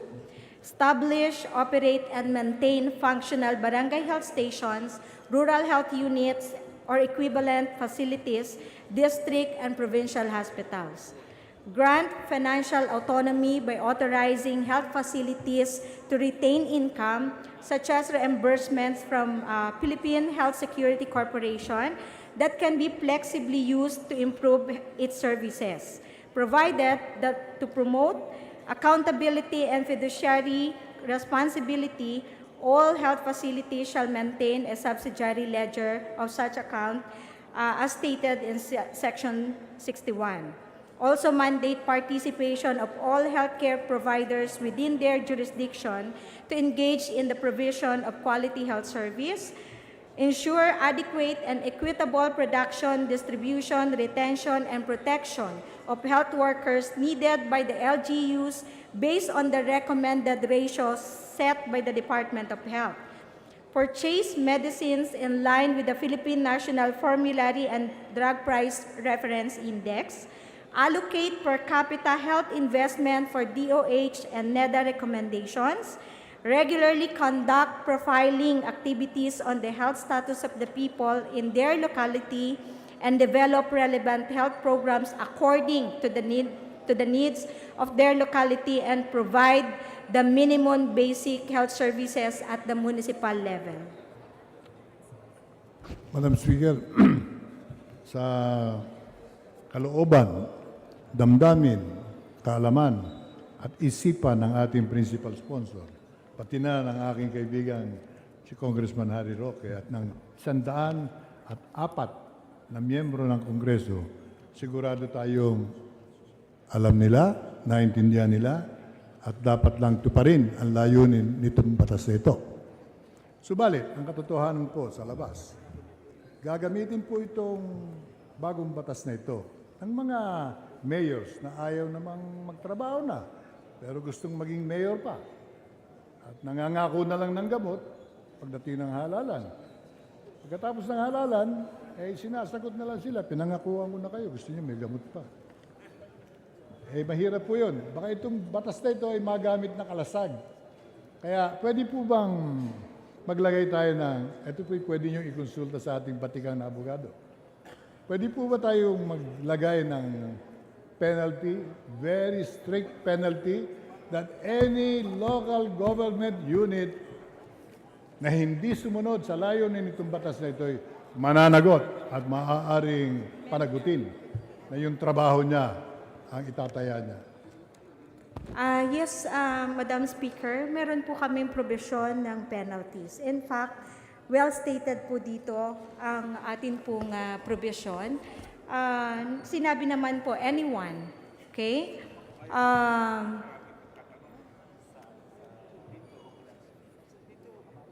Anyway, Madam Speaker, to simplify the issue, I am merely asking the sponsors if they are willing to put a very heavy penalty on the part of those who will implement this law. If they do not implement the law, they will suffer for it. Otherwise, it is easier to turn your back. At talikuran kayo ng mga alkalde na hindi na nakikialam sa mga problemang katulad nito. Mas gusto nilang pakialaman po yung sidewalk vendor, yung tricycle, yung mga illegal na sugalan, At marami pang iba. Pagtrabaho, tumitingin na lang sa malayo. Lagyan natin ng penalty provision na mas matibay at mas matindi para tiyak natin na itong ating pinag-uusapang batas na ito ay makatutulong at magagamit ng sino mang mahirap. Ito ang aking proteksyon sa ating saligang batas. Nagpapasalamat ako kay Dr. Tan, kay Congressman Harry Roque, at 102 at lahat ng sumuporta. Isa na po ako. Susuporta po ako rin sa batas niyo. Salamat. Basta nalalaman kong hindi magagamit ng Department of Health para tumalikod sila at ng mga local officials na tumalikod din sila. Papayag po ba kayo ng mga amyendang may kinalaman doon? Madam Speaker, yes po. Maraming salamat po, Honorable Atienza, sa inyong rekomendasyon tungkol po sa penalties. In fact, if you can turn your the copy of the bill, it's in page 39. Nakasaad po dito ang chapter 12, the penal provisions. At ito po ay isinaad namin lahat kung sino yung mga Isa pang magiging amendment implementer. na akin po namang nais panukala sapagkat ang ating pinag-uusapan ay essential medicines for the poor. Tama po yun. Alam po ba ninyo yung condom, pills, IUD, and other birth control materials are now defined as essential medicines? Tama po ba yun o mali? Sa ipinasa pong Reproductive Health Bill, birth control materials are now essential medicines. Tama po yun, di po ba? Yes Pwede po. po bang lagyan nating amyenda ito na essential medicines and primary health care do not include birth control materials to be bought by the barangay health center, the local government hospitals, and anyone covered by this particular law. Essential medicine should be for high blood pressure, for high cholesterol, for many other ailments that the poor are suffering from. Hindi po yung condom, hindi po yung birth control pills. Yung po hindi problema ng mahihirap, yan po isang kaligayahan ng isang pamilya na hindi dapat pinakikialaman. The presiding officer would Alam like po to ninyo ang aking intervene. I'd like to intervene as the Ibibigay ko sponsor lang of ito. the reproductive health law. I would just like to put on record that the definition of essential medicines is not an introduction in the reproductive health law. Yes. That is an ongoing definition provided by the World Health Organization. The only Which- thing that the reproductive health law did Madam Speaker. was to clarify it by indicating the same, just for the clarification of the body. Thank Well, you, for the Madam clarification Speaker. of the Madam Speaker, that particular definition is included in the RH bill, which Yes, is now a sir. law. What I I know that you said- played a major what- role in the passage of this law. I also played a major role outside of this halls of Congress. Yes, sir. If What I I were am a simply congressman then, clarifying- that would have been deleted. What I am simply clarifying is that that definition was not an invention by the sponsors in the reproductive health law. It is a definition provided by the World Health Organization, understood and accepted internationally. It was simply reiterated in the reproductive health law, just for the clarification of the body. But I wouldn't want to debate with the Speaker, but that is part of the law now. You adopted the definition of the World Health Organization to accommodate precisely the nature of the RH law, which this body approved, which the Senate approved, which I know you approved and is probably sponsored. I'm willing to debate with you, Madam Speaker, but not at this particular time when we are talking about another issue. Please do not interrupt my interpellation because I will not accept the clarification. I am the presiding officer. I have the authority to make an intervention if I want to, but the point is noted, and I was just putting that on record. We will not go into a debate now. Thank you. Well, you can take your stand, Madam Speaker. It's already academic. It's a law that you passed. But I'm just clarifying that this bill will not touch on billions of pesos to be used for birth control materials. Yung po ba'y tatanggap kayo ng amendment na ilalagay natin? Essential medicines shall not include birth control pills. Ano yung Philippine Health Technical Assessment Council? Wala Madam Speaker, 1 minute. Can I ask for 1 minute suspension? Yes, 1 minute suspension.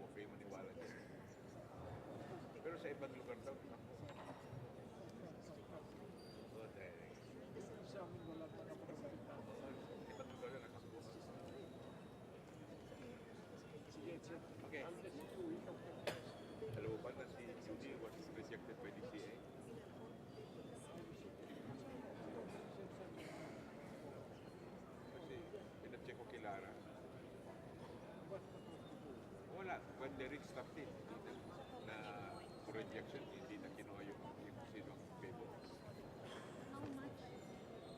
They got the majority already.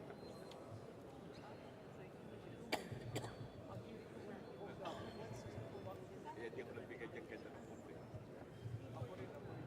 Zero binigay ko dyan since 17.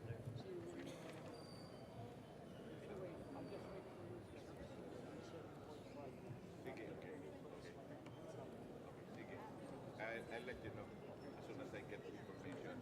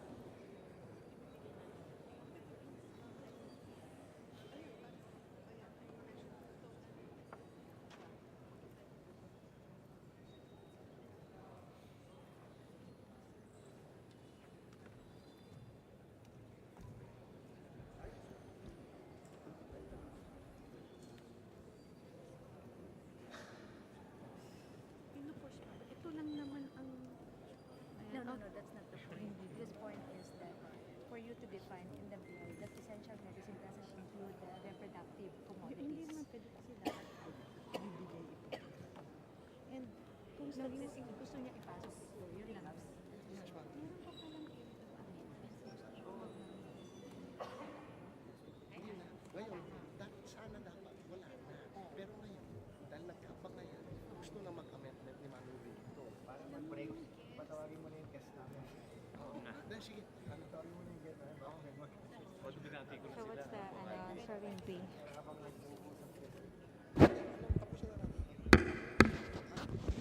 na si Manuli.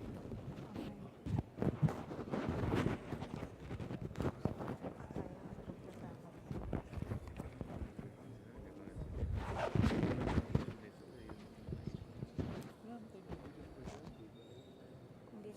Nagalit siya kayo. Kinausap ko na.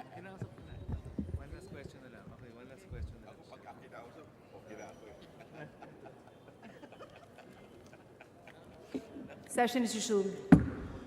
Madam Speaker, our parliamentary status is that we are in consideration of House Bill number 5784 on Committee Report number 273. I move for the recognition of the Honorable Sponsor, the Honorable Helen Tan, and her interpellant, the Honorable Lito Atienza. The sponsor and the interpellant are recognized. Salamat po. Congresswoman Tan, just one more question. Yes, sir. Considering the magnitude of your good intentions, which should be the answer. Ang dami na pong administrasyon na nangako ng gamot para sa mahihirap, hindi po natutupad. Ito po ba'y naniniwala kayong matutupad?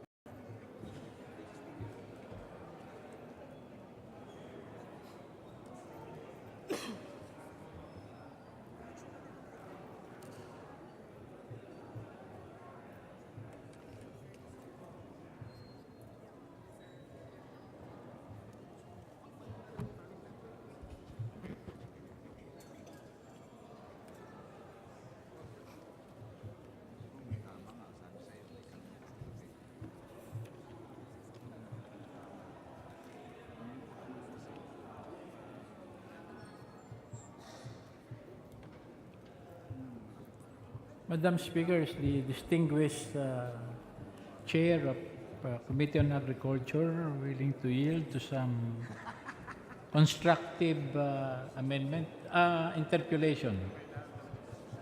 Madam Speaker, distinguished Minority Leader, the sponsor is now ready to answer clarificatory questions from the distinguished Minority Leader, Madam Speaker. Please proceed. Thank you, Madam Speaker. I am touched by the opening statement of House Bill 3537. Although the government and stakeholders are united in their cause to save the coconut industry, a divergence in action leads to cosmetic and fragmented solutions. You're British, Mr. Chairman? Yes, the distinguished Minority Leader, Were Madam you- Speaker. Were you touched by the seriousness of the opening statement? Yes, indeed, Madam Speaker, distinguished Minority Leader. Your Honor, the subject is the coconut levy. The distinguished chairman of agriculture did not come from the coconut producing province. So, but I suppose you are a very well-learned, energetic, and you must have done some research. So I just would like to air out some of my concern. Right now, Mr. Chairman, Madam Speaker, 70% of our coconut trees are senior citizens. They are more than 60 years old. And the study says that the effective yield wherein a maximum nuts can be produced by a coconut tree is when they reach the age of 15 up to 40. Yes, the And distinguished. 60, pababa ng pababa ang yield niyan. So, may I know on what will be on a broad statement, how do you propose to help these aging coconut farmers in supplementing a successful replanting program? Madam Speaker, distinguished Minority Leader, at the outset, I would like to say that this Coco Levy Fund is complementary fund to the fund that are given to the agencies of government to safeguard the coconut industry. Now, this fund, we're talking of about a total of 100 billion. So, this fund aims to, one, rehabilitate the coconut industry, of course, for the ultimate benefit of the coconut farmers and farm workers. So, in that case, this bill shall endeavor to put up a trust fund involving the remainder of a jumpstart fund amounting to, as stated in the bill, at 10 billion to jumpstart the rehabilitation of the coconut industry. And that includes the replanting scheme, rehabilitation scheme for the coconut plantation. Of course, that would redound to the benefit of the coconut farmers and farm workers, Madam Speaker. And the remainder shall be invested in the interest-bearing government bonds and securities. And out of the investments, the income that will be generated from the investment shall be used to fund the annual programs of the rehabilitation, number one. Number two, for the social protection program. Madam Speaker, distinguished minority leader. Those are very broad statements, Mr. Chairman. You are aware of the spread of coconut industry in our country, right? 35% is Luzon, 15 is Visaya, and 50 is Mindanao. Do you agree with that geographical spread? Madam Speaker, I have here with me a report of the Philippine Coconut Authority.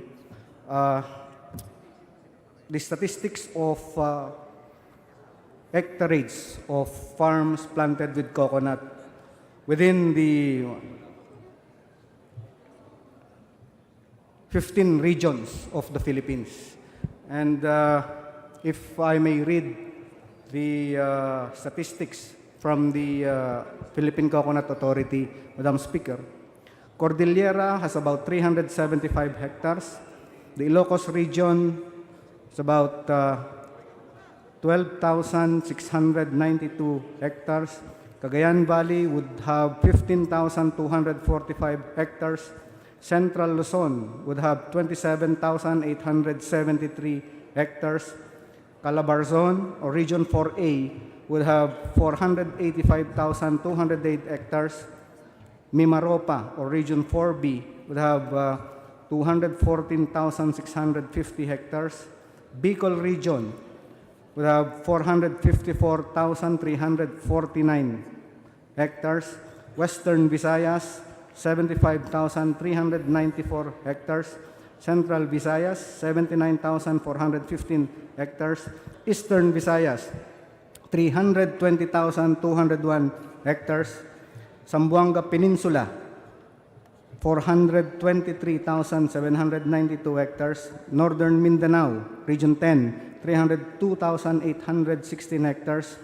Davao Region, Region 11, 357,453 hectares. Soc-Sargen, 190,841 hectares. Caraga, or Region 12, 193,019 hectares. ARMM would have 331,633 hectares, or a total of about 3,484,956 hectares planted with coconut, Madam Speaker. So, based on this list, the number of hectares planted with coconut is spread all over the 15 regions of the Philippines, Madam Speaker. Well, thank you for that specific numbers of acreage, Mr. Chairman. I talk of two provinces, Mr. Chairman. Kamsur and the northern tip of Quezon Province, Bundok Peninsula, which happens to be my district. In 2015, there was a typhoon that hits part of Bicol, hits Bundok Peninsula, went to part of Marinduque, Mindoro, and then out to the South China Sea. We lost 700,000 trees. And there was no clear replanting program up to now. So, let's be specific. What does this levy is proposing to help to augment replanting program if such calamity will happen to coconut producing provinces?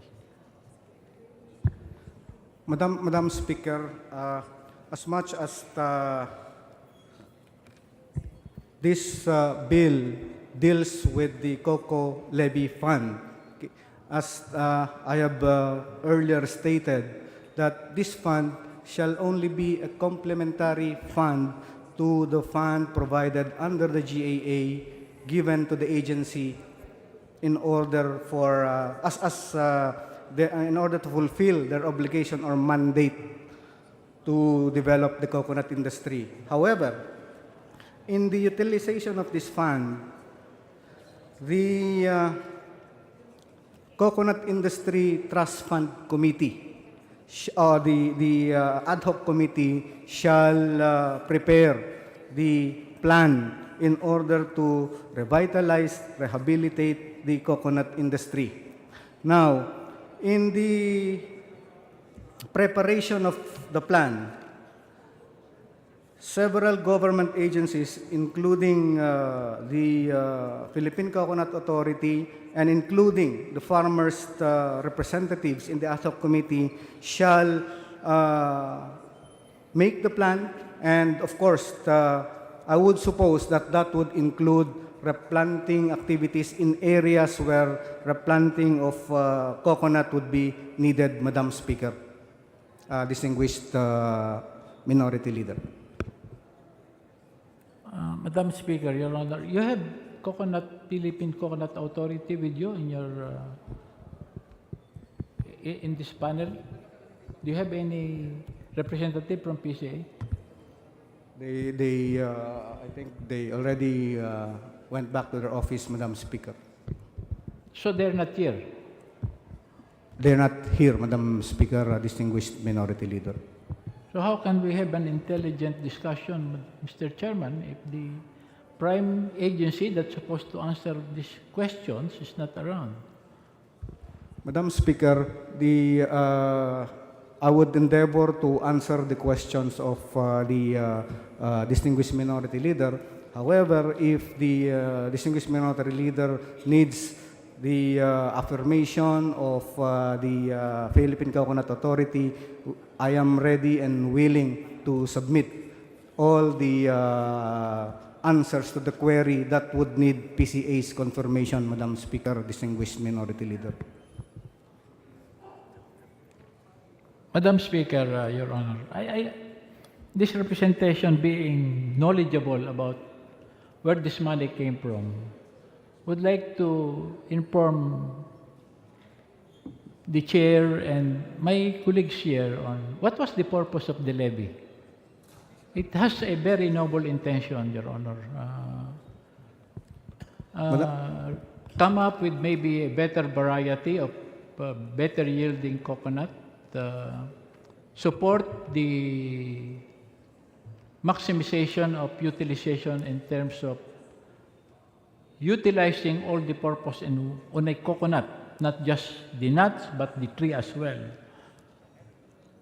The money that was collected did not come from the farmers.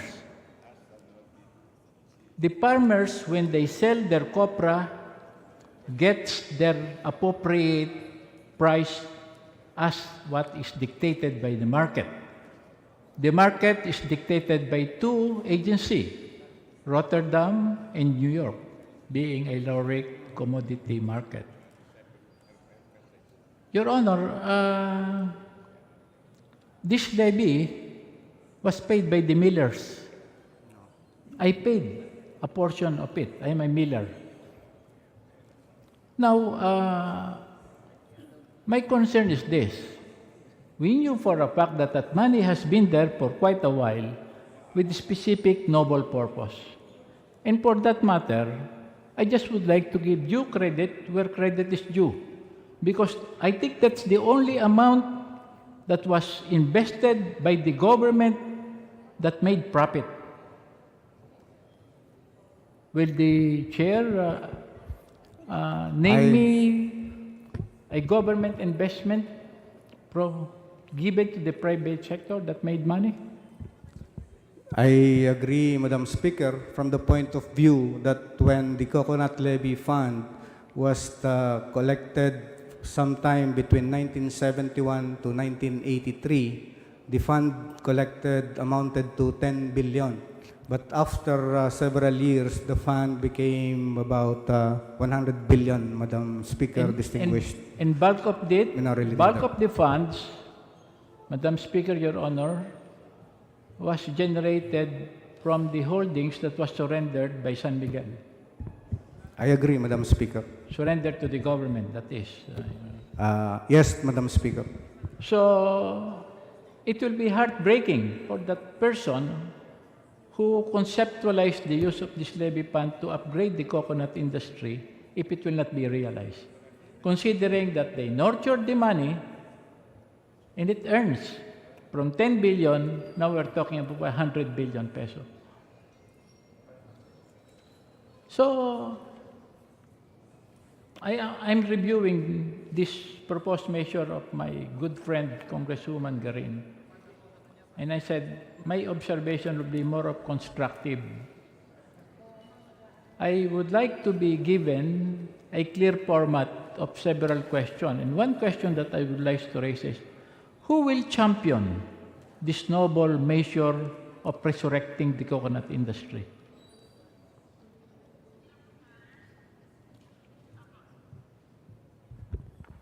Madam Speaker, as it is crafted in this proposed measure, there will be a Coconut Industry Trust Fund Committee.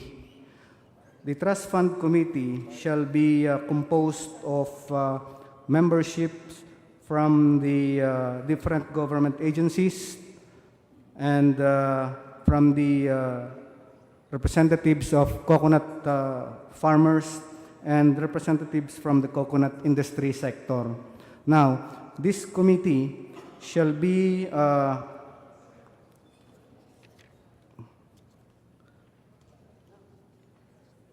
shall have the powers and function, and that is already enunciated in Section 11 of the proposed measure. And if I may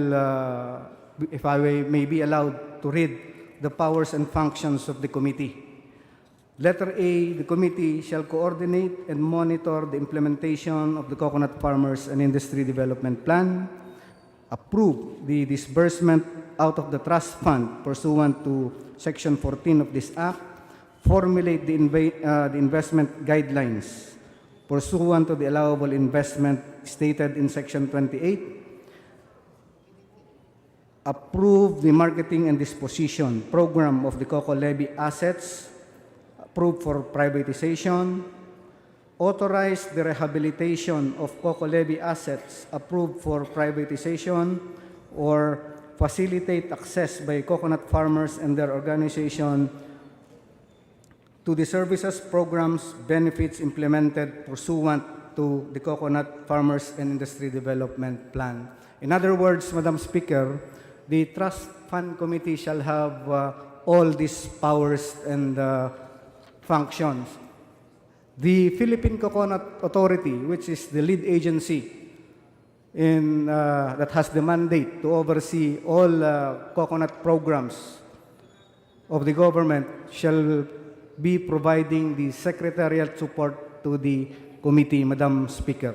Madam Speaker, if I may intervene, may I know who PCA is? They have board. Am I correct, Mr. Chairman? They are composed of several board members. Yes, distinguished minority leader, Madam May Speaker. I know who are the board members of the Philippine Coconut Authority?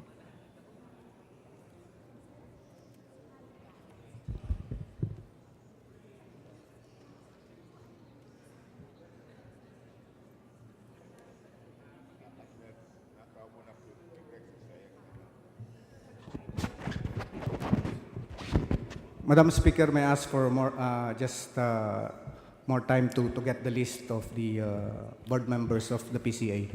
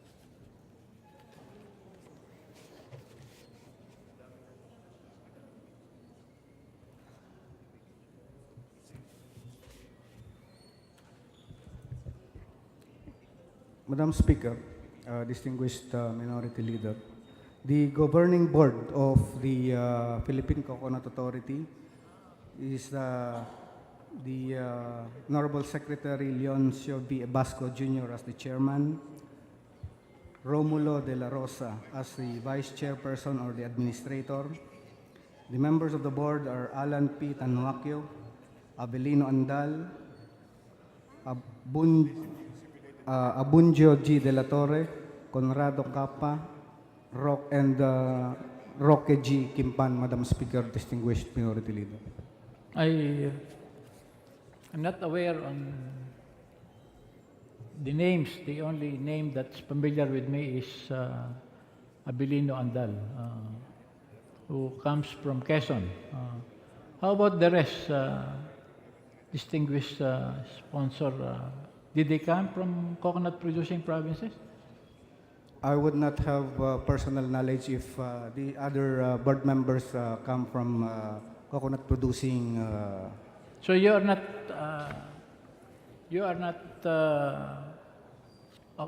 you don't have a clear background on the members of the board, whether they came from coconut-producing provinces or not.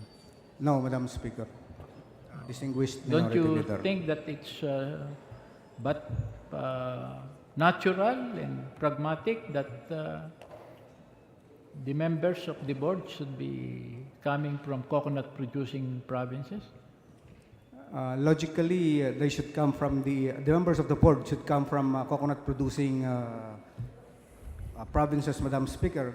That is why in the composition of the Trust Fund Committee, we made it a point that 9 members or the majority members should come from from the coconut farmers themselves, Madam Speaker, distinguished Minority Leader. Your Honor, if we approve this bill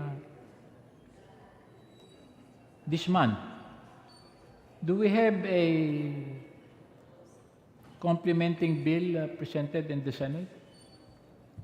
Yes, Madam Speaker, distinguished. Is it being deliberated now?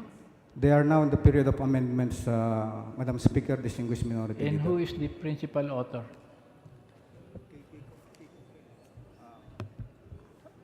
The Honorable Senator Kiko Pangilinan is the principal author, Madam Speaker, distinguished Minority Leader. It doesn't come from coconut-producing province. It comes from Quezon City, Your Honor. Madam Speaker, Who is the chairman of Agriculture in the Senate, Your Honor? Senator Cynthia, Villar. the Honorable Senator Cynthia Villar is the chairman of the Agricultural Committee in the Senate, Madam Speaker. We share the same sentiment. I want this to be fast-tracked because of knowing what is the problem in the ground, distinguished sponsor. Kaya tinatanong ko lang ho, kung ito ba'y maipasa natin ito, mabilis ho sa Senado, and you're somewhat giving me the comfort level that this will be also approved in the Senate on the same context that being presented by the gentle lady, Congresswoman Garin. Madam Speaker, I could not speak for the Senate. I could only speak for the members of the House of Representatives. And this bill has already been passed during the 16th Congress, and unfortunately, it was not passed in the Senate.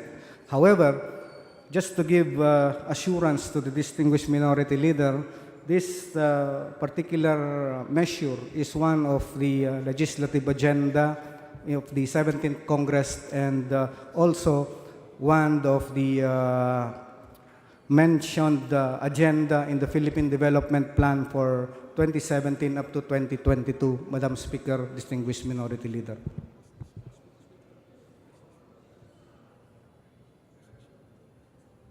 What's the present population of our coconut trees, distinguished sponsor, right now? I mean, can you update me? I've lost already the numbers. How many hundreds of millions do we have right now?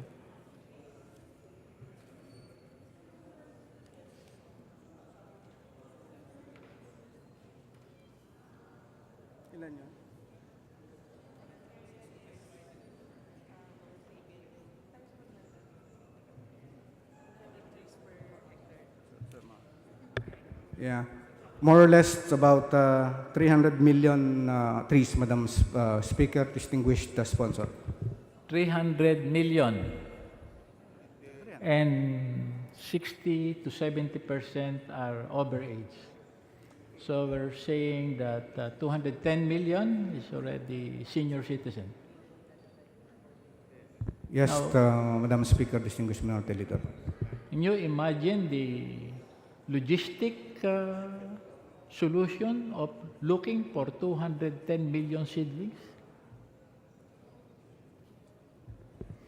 That is why, Madam Speaker, in the development of the plan will be good for 10 years. That is why, of course, I agree with the distinguished minority leader that we could have, I mean, in reality, there will be difficulty in securing more than 200 million of seedlings. But again, with the passage of this measure, we could augment the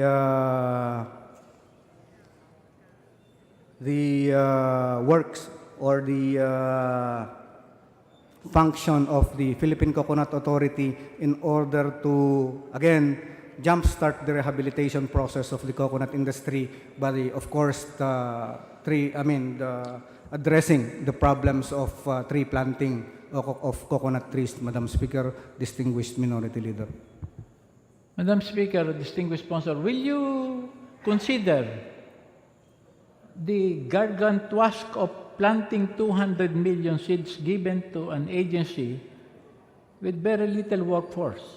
Will you be amenable that spreading the potential of planting be given to provinces that are producing coconut? Madam Maybe Speak- up to the level of local leaders, elected officials, with the participation from the Commission on Audit on the menu of how these funds can be spent. Madam Speaker, I believe with the recommendation of the distinguished minority leader that, of course, if we just let PCA to do the job, we will be expecting negative result because, of course, of the lack of the manpower of PCA. So, should the committee decide to include local government unit to help in the process of rehabilitation, that would not be a problem, provided the committee would approve of the plan, Madam Speaker, distinguished minority leader. Well, I'm just trying to save the material time. You don't have the luxury of time, distinguished sponsor, because you did not debate with me or did not object to my statement that it will take 6 to 7 years before they can yield. There are some variety that yield maybe 3 to 4 years, but the lifespan of productivity is compromised. So kung gagawin po nating yardstick ay 6 to 7 years, unang-una, when you secure seedlings, you have to compete with farmers that, according to my distinguished friend, Congressman Lagman, is one of the less marginal sector in our society after the fishing, which is coconut farmers. So, you must come up with an attractive measure of making sure that the farmer, when they have a good variety of coconut, will be converted as seeds in nut copra. Kasi ang coconut tree ho ngayon ay maximize na ang usefulness. I mean, that's why it's called tree of life. And a coconut, everything is being productive in use, from the husk to the shell to the meat to the water. Even coconut tree. Coconut tree now is being used as a substitute for lumber. You're aware of that, distinguished sponsor? Yes, Madam Speaker, distinguished minority. Leader. Are you aware on the quality of coco lumber? Yes, Madam Speaker, distinguished minority The leader. older the trees, the tougher is the texture. You agree with me on that? Yes, Madam Speaker, distinguished So, minority leader. but the younger the trees, the texture is somewhat soft. So sa Tagalog, yung matatandang nyog na payat ay matitigas, pero yung batang nyog na matataba ay malalambot. Yes, Madam Speaker. I can see smiling ladies, so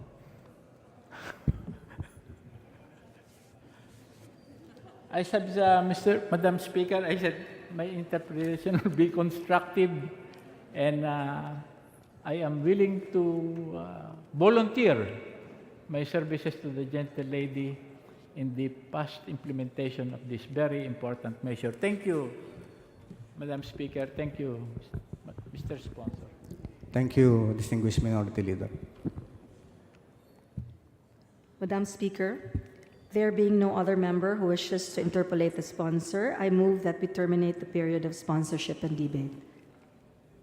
Any objections? Hearing none, so terminated. I move that we suspend consideration of House Bill number 5745. So moved, Madam Speaker. Any objections? Hearing none, consideration is suspended. Madam Speaker, under the calendar of business for the day, I move that we consider House Bill Resolution 5675 as contained in Committee Report number 246.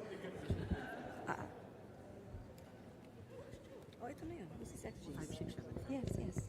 Okay.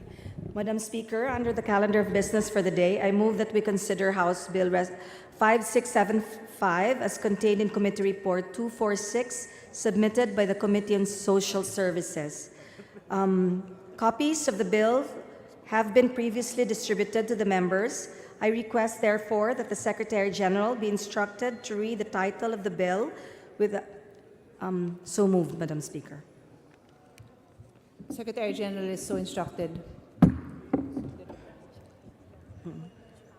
House Bill number 5675, an act allowing the rectification of simulated birth records and prescribing administrative adoption proceedings for the purpose.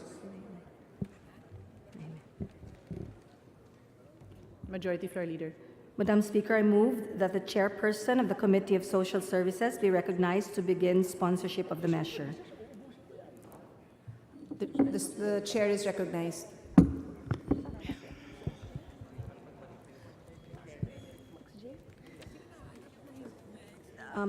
Okay.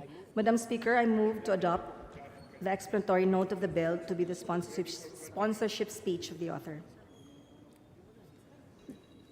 The explanatory note of the bill is hereby adopted. Madam Speaker, there being no member who wishes to interpolate the sponsor, I move that we close the period of interpolation and debate.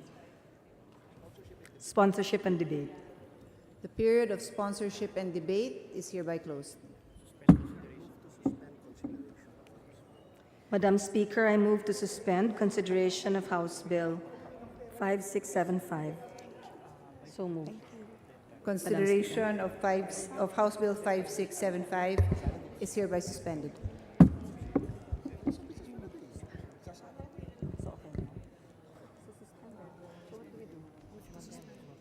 I move to suspend session, Madam Speaker. Session is suspended.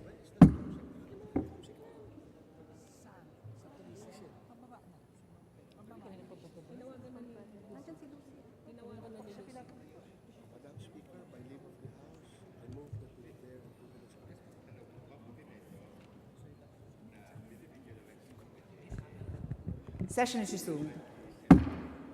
We have to wait for him.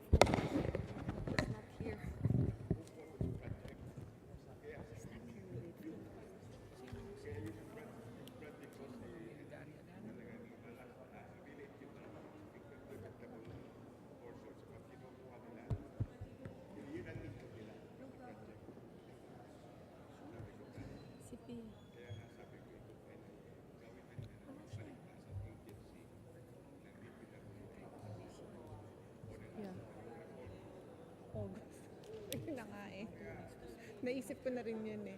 Hindi pwede pa. 28. May pag-asa pa. Di ba 20?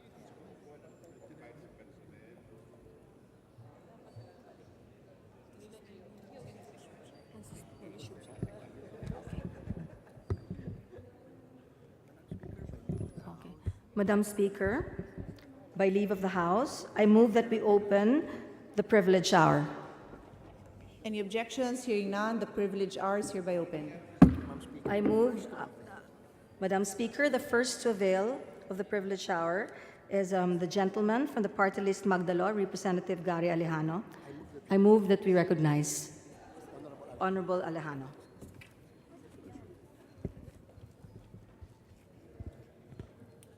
Representative Alejano is hereby recognized. Thank you, Madam Speaker.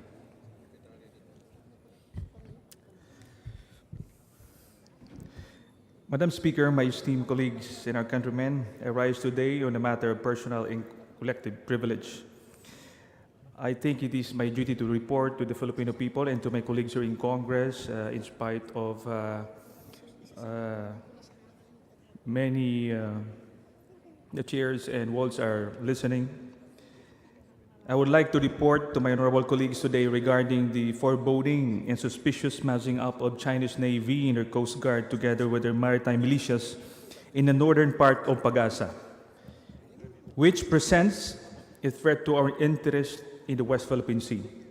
This representation received information from my sources in the military stating that since 3 days ago, China has deployed 2 frigates, 1 Coast Guard vessel, and 2 large fishing vessels with their maritime militias around 1 to 3 nautical miles north of Pagasa Island. Ito yung malaking isla ng ating bansa sa Spratlys. Further, the report said 2 days ago, a Philippine government ship from Bureau of Fisheries and Aquatic Resources, or BFAR, was prevented by Chinese fishing vessels from going near our sandbars located generally west of Pagasa Island, around 2 to 7 miles away. The timeline of the latest Chinese intrusion in our territory is as follows. On August 11, 2017, at around 4:29 p.m., 1 Chinese vessel arrived west of Pagasa Island. The following day, August 12, 2017, in the morning around 9, Chinese Coast Guard 46115 arrived. A few minutes later, at 9:32 in the morning, Chinese Navy with bow number 504 arrived. Later that day, at 4:40 p.m., 1 Chinese fishing vessel together with 1 Chinese Navy vessel with bow number 545 also arrived in that area. On August 14, 2017, Chinese Coast Guard 46115 was sighted only about 2.5 nautical miles north of Pagasa Island. The Chinese activity in that area peaked in the morning of August 15, 2017. Kahapon lang po yan. At 6:15 in the morning of the said day, Chinese Coast Guard with bow number 46115 was sighted 4 nautical miles northeast of Pagasa Island. At 6:57 in the morning, the Chinese Navy bow number 545 was sighted 3 nautical miles southwest of Pagasa. And also on 7:15 in the morning, the Chinese Navy with bow number 504 was sighted 2.5 nautical miles off Pagasa Island. 7:45 in the morning, the Chinese Navy with bow number 168 was sighted 5 nautical miles southwest of Pagasa Island. And they changed position to different locations within the vicinity of that area in 9:20 in the morning, in 9:57 in the morning, and then 10:20 in the morning. And as far as this representation is concerned, they are still there in Pagasa, in the vicinity of Pagasa. This is the first time that they went so near in our area. In fact, at 10 in the morning yesterday, the same a helicopter terminated its flight over sandbars 1, 2, 3. If you see there's number 1, 2, 3. They conducted a reconnaissance flight over that area. Of course, this is a display of their armed forces in that area, and it is very threatening to the people in Pag-asa Island. This is highly suspicious considering the fact that China says one thing in public and does another on the ground. For example, the continued harassment of Filipino fishermen in the West Philippine Sea by the Chinese Navy or Coast Guard, despite their pronouncement that our fishermen can freely fish in our waters. Let us not forget what happened in 1995 when they grabbed Mischief Reef from us. The aggressive stance of China is based on their historical claim outlined by a nine-dash line, which has eaten up a large area of the exclusive economic zone of the Philippines, Vietnam, Malaysia, Brunei, and Indonesia. For years, the West Philippine Sea, a major maritime highway and allegedly a resource-rich area, has been a center of dispute in the Asian region. Island building in the West Philippine Sea and construction of the islands in the area has been going on in decades. Vietnam and the Philippines are the first two countries who have claim in the area, with 21 and 8 islands respectively. In fact, 9 islands for the Philippines. China came in late in the island building game, but they came in a scale that is incomparable to other claimants in the West Philippine Sea. In fact, China has reportedly constructed more new island surface than all other nations have constructed in the disputed area. As such, I would like to refresh our members with how the rift between the Philippines and China has started. Only important issues in the timeline, like in 1988, China seized Subi Reef by erecting a radar structure and military facilities in the reef. Subi Reef lies within the continental shelf of the Philippines. In 1995, China took control of disputed Mischief Reef, constructing octagonal huts and stilts that Chinese officials say will serve as shelters, only shelters for their fishermen. The Philippines lodges a protest through the Association of the Southeast Asian Nations. Mischief Reef is located only 125 nautical miles from Palawan, a low tide elevation within the Philippines EEZ. In 1997, the Philippine naval ships prevent Chinese boats from approaching Scarborough Shoal, eliciting a protest from China. The uninhabited reef known as Wangyan Island in China is 230 kilometers off Philippines and about 1,000 kilometers or 600 miles from China. In ensuing years, the Philippines detains Chinese fishermen numerous times for alleged illegal fishing in the area. In 2009, China submits its 9-dash line map to the United Nations, stating it has indisputable sovereignty over the islands in the South China Sea and the adjacent waters, practically covering 90% of South China Sea. The submission came in response to application by Vietnam and Malaysia for recognition of extended continental shelves, which would give them resource rights. The Philippines, Vietnam, Malaysia, and Indonesia protested the Chinese claim. Now, in 2011, Chinese frigate Dongguan fires 3 shots at Philippine fishing boats in the vicinity of Quirino or Jackson Atoll. The shots are fired after the Chinese instructed the fishing boats to leave, and one of those boats experienced trouble. Its anchor removed. In 2012, the dispute escalated after a tense standoff between Chinese Coast Guard and the Philippine Navy after the latter stopped a Chinese fishing boat to inspect it. China eventually took control of the Scarborough Shoal. Also in 2012, former President Benigno Aquino III promulgates Administrative Order Number 21, naming maritime areas on the western side of the Philippine archipelago as the West Philippine Sea. Now, the Philippines files an arbitration case against China at the United Nations-backed Permanent Court of Arbitration to settle the maritime dispute. The Philippines invites China to join the proceedings. The move angered China, stating that the Philippines' claim is legally infirm and carried unacceptable allegations against China. And we know that in 2016, In fact, in July 12, China reportedly builds a submarine harbor at Panganiban Mischief Reef, located at the West Philippine Sea near Palawan.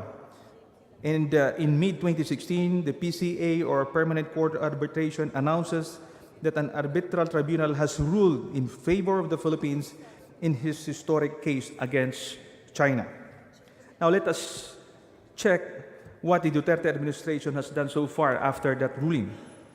After the Philippines has scored a significant, if not monumental, legal victory against China in the West Philippine Sea, when the Permanent Court of Arbitration at The Hague ruled in our favor, President Duterte is uncharacteristically silent about it.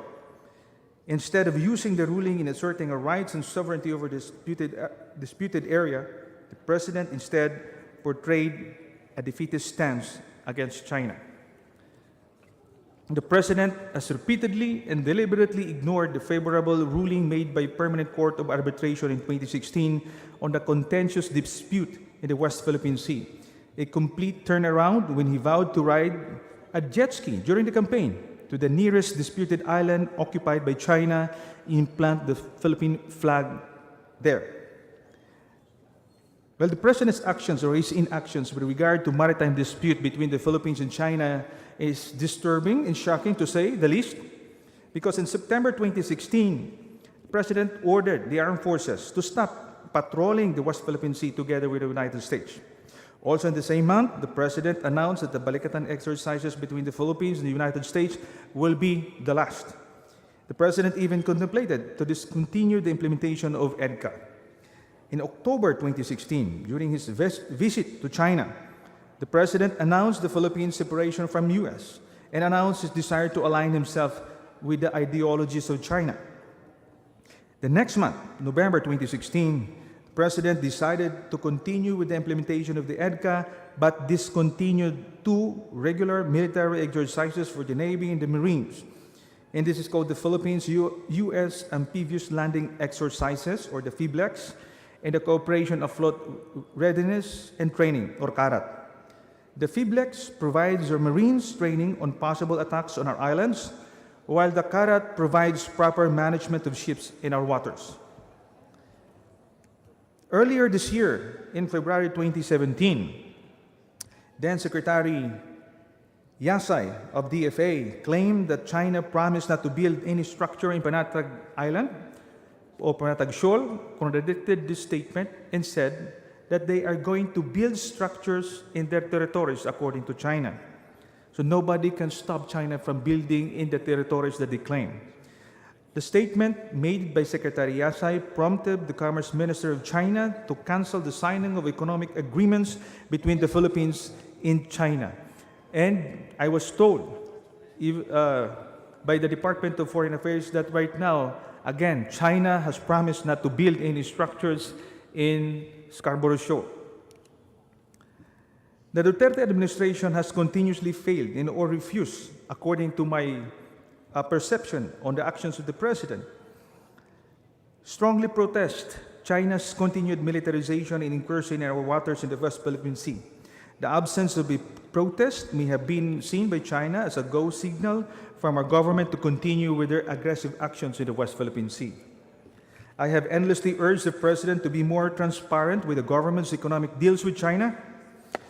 Therefore, I call the Philippine government to be transparent in what is happening in the West Philippine Sea, because we cannot explain to all Filipino people, what's happening in the West Philippine Sea.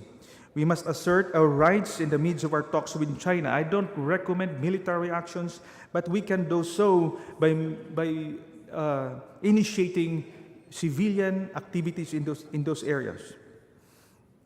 I have no problem with regard to continued engagement of the Philippines with China. However, we should be wary and critical of these deals to ensure that we are not forfeiting our rights over our territories in disputed waters in exchange for grants or loans from China. Also, China has persistently harassed Filipino fishermen in the disputed areas. A more recent incident occurred in April near the Union Banks in the Spratlys Islands, where Filipino fishermen were harassed by the Chinese Navy. Incidents of harassment were not reported due to the inadequacy of the communication and reporting mechanism between the concerned Philippine agencies and the Filipino fishermen affected by the harassment of the Chinese. In closing, I call on our government to break their silence with regard to repeated incursions perpetuated by China, not by lambasting China, but by raising the issue and informing our people that we are still asserting our rights over West Philippine Sea. Specifically, I urge the government to take the massing up of Chinese forces and their militias north of Pag-asa Island seriously. I call on the Philippine government to call the attention of China and order the ships away from Pag-asa Island and file appropriate diplomatic protest against China. Lastly, I urge the Philippine government to have a clear strategy in the West Philippine Sea so that all stakeholders would know exactly what specific actions they're going to take, particularly by our fishermen there. Because as of now, in spite of the query or queries of this representation to government officials, there is no clear strategy yet in the West Philippine Sea, leaving the stakeholders in confusion, including local government officials. And with that, that is all, Madam Speaker, and my dear colleagues, thank you for the opportunity. Magandang hapon po.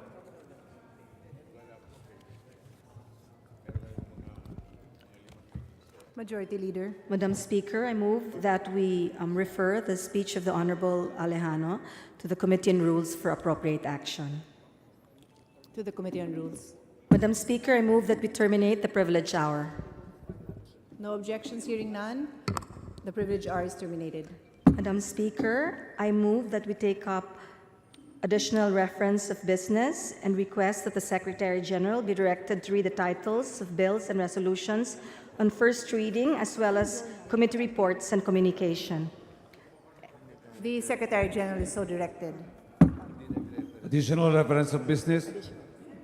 Bills on first reading. House Bill 6187, providing for additional benefits for military personnel and veterans. Representative Babayon. To the Committee on National Defense and Security. House Bill number 6188, mandating the adoption of online payment scheme at the Bureau of Customs. Representative Castelo.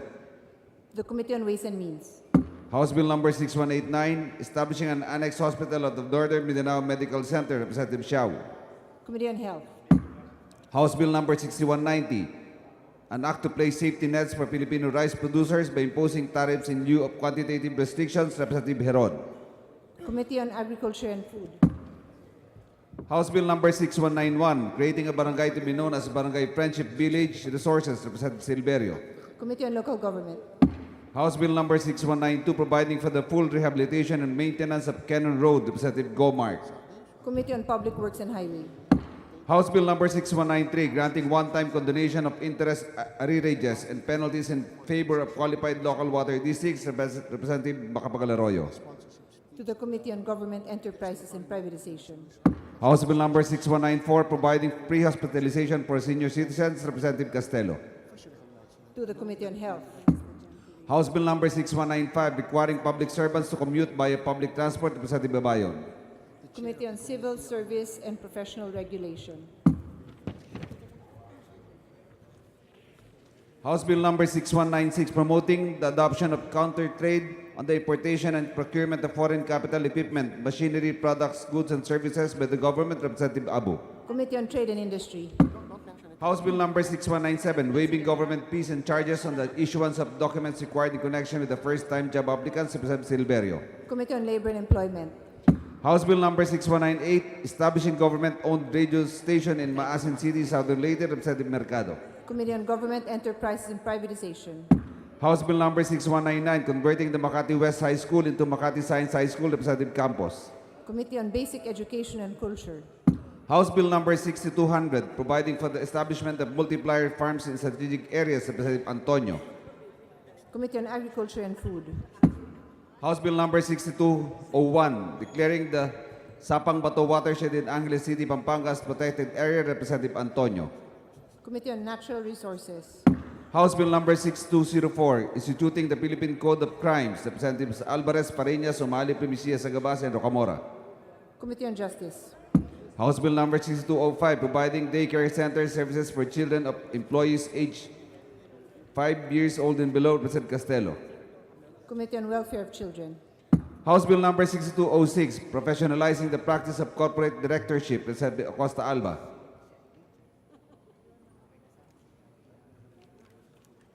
Committee on Government Enterprise and Privatization.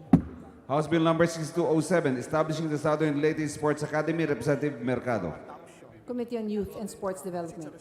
House Bill number 6208, establishing the Philippine Legislative Police, Representative Fariñas. Committee on Public Order and Safety.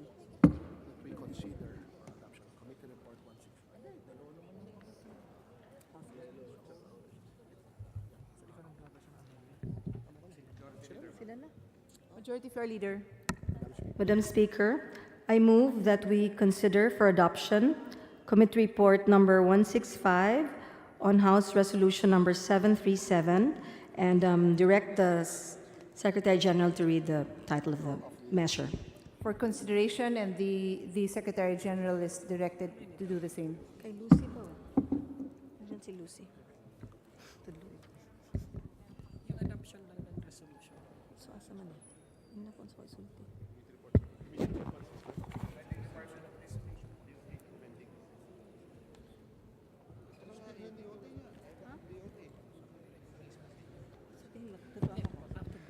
House Resolution 737, a resolution commending the Department of Tourism for spearheading the well-planned, coordinated, and executed hosting of the 2016 Miss Universe pageant. Majority Floor Leader. Madam Speaker, I move that we recognize the chairperson of the Committee on Tourism, the Honorable Lucy Torres, to sponsor the measure. The Honorable Lucy Torres is hereby recognized. I move that the explanatory note of the resolution be adopted as a sponsorship speech. Any objections? Hearing none, the explanatory note is hereby adopted. I move to close the period of sponsorship and debate on House Resolution 737 and Committee Report number 165. So moved. Any objections? Hearing none, motion is approved. I move to open the period of amendments on House Resolution number 737. Any objections? Hearing none, the period of amendments is hereby opened. There being no committee amendments, I move that we close the period of amendments. Any objections? Hearing none, the period of amendments is hereby closed. I move that we open the period of individual amendments. Madam Any Speaker. objections? Hearing none, the period of individual amendments is hereby opened. I move that we recognize the chairperson of the Committee on Tourism, Honorable Lucy Torres, to propose the individual amendments. Any objections? Hearing none, the Honorable Lucy Torres is recognized to propose individual amendments. Thank you, Madam Speaker. I would like to propose that after the fourth whereas clause, we would like to introduce another clause to read as follows. Whereas the LCS group of companies chaired by former Governor Luis Chavit Singson was instrumental in defraying related costs necessary for the successful staging of the pageant. And the final paragraph of the resolution to read as follows. Now therefore be it resolved that it is hereby resolved that the House of Representatives commend the Department of Tourism and the LCS group of companies for spearheading the well-planned, coordinated, and executed hosting of the 2016 Miss Universe pageant. So moved, Madam Speaker. Majority Floor Leader. Madam Speaker, we have no objection to the amendment. With the Majority Leader's statement and hearing no other objections, said amendments are hereby approved. Madam Speaker, I move to close the period of amendments on House Resolution number 737. Any objections? Hearing none, the period of individual amendments is hereby closed.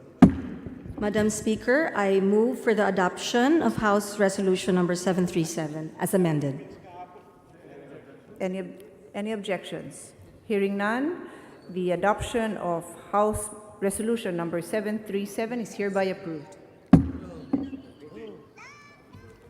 Majority Leader. Madam Speaker, I move that we approve the journal number 11, dated August 15, 2017. Is there any objections? Hearing none, the motion is approved. Madam Speaker, on behalf of the majority, I move that we elect as chairperson of the Committee on Overseas Workers' Affairs the Honorable Jesulito Manalo. So moved, Madam Chair. Any objections? Hearing none, the motion is approved. Madam Speaker, I move that we elect on behalf of the majority as chairperson of the Committee on Poverty Alleviation the Honorable Raymond Democrito Mendoza. So moved, Madam Speaker.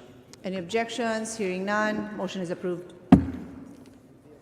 Madam Speaker, in view of the election of the Honorable Jesulito Manalo to the Committee on Overseas Workers' Affairs as its chairperson, I move to declare the position of chairperson of the Special Committee on Globalization and WTO vacant. So moved, Madam Speaker. Any objections? Hearing none, the motion is approved. Madam Speaker, on behalf of the majority, I move to elect to the Committee on Civil Service and Professional Regulations as member the Honorable Francisco Datol Jr. So moved, Madam Speaker. Any objections? Hearing none, the motion is approved.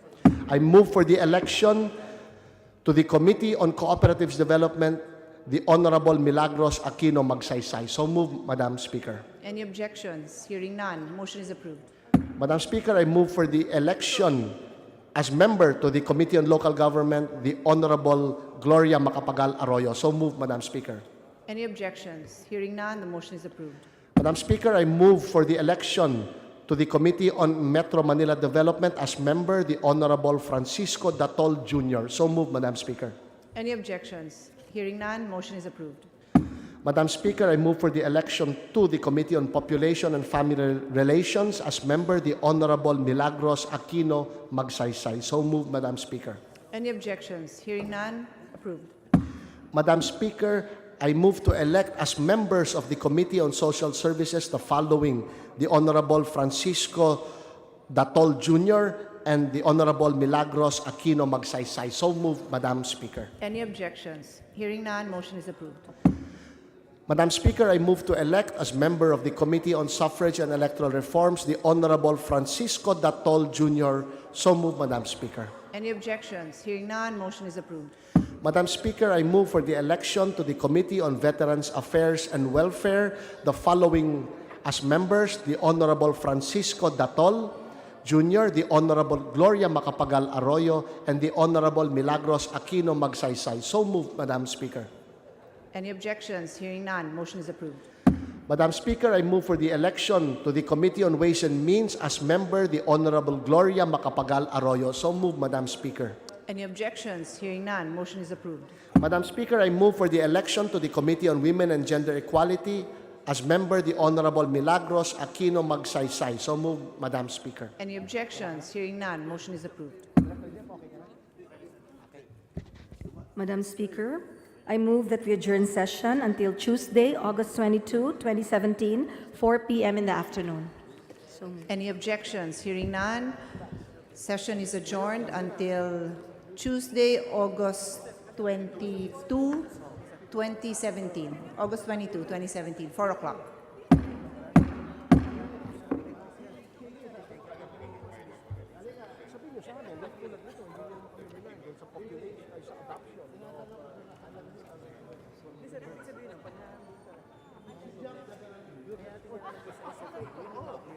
Ito,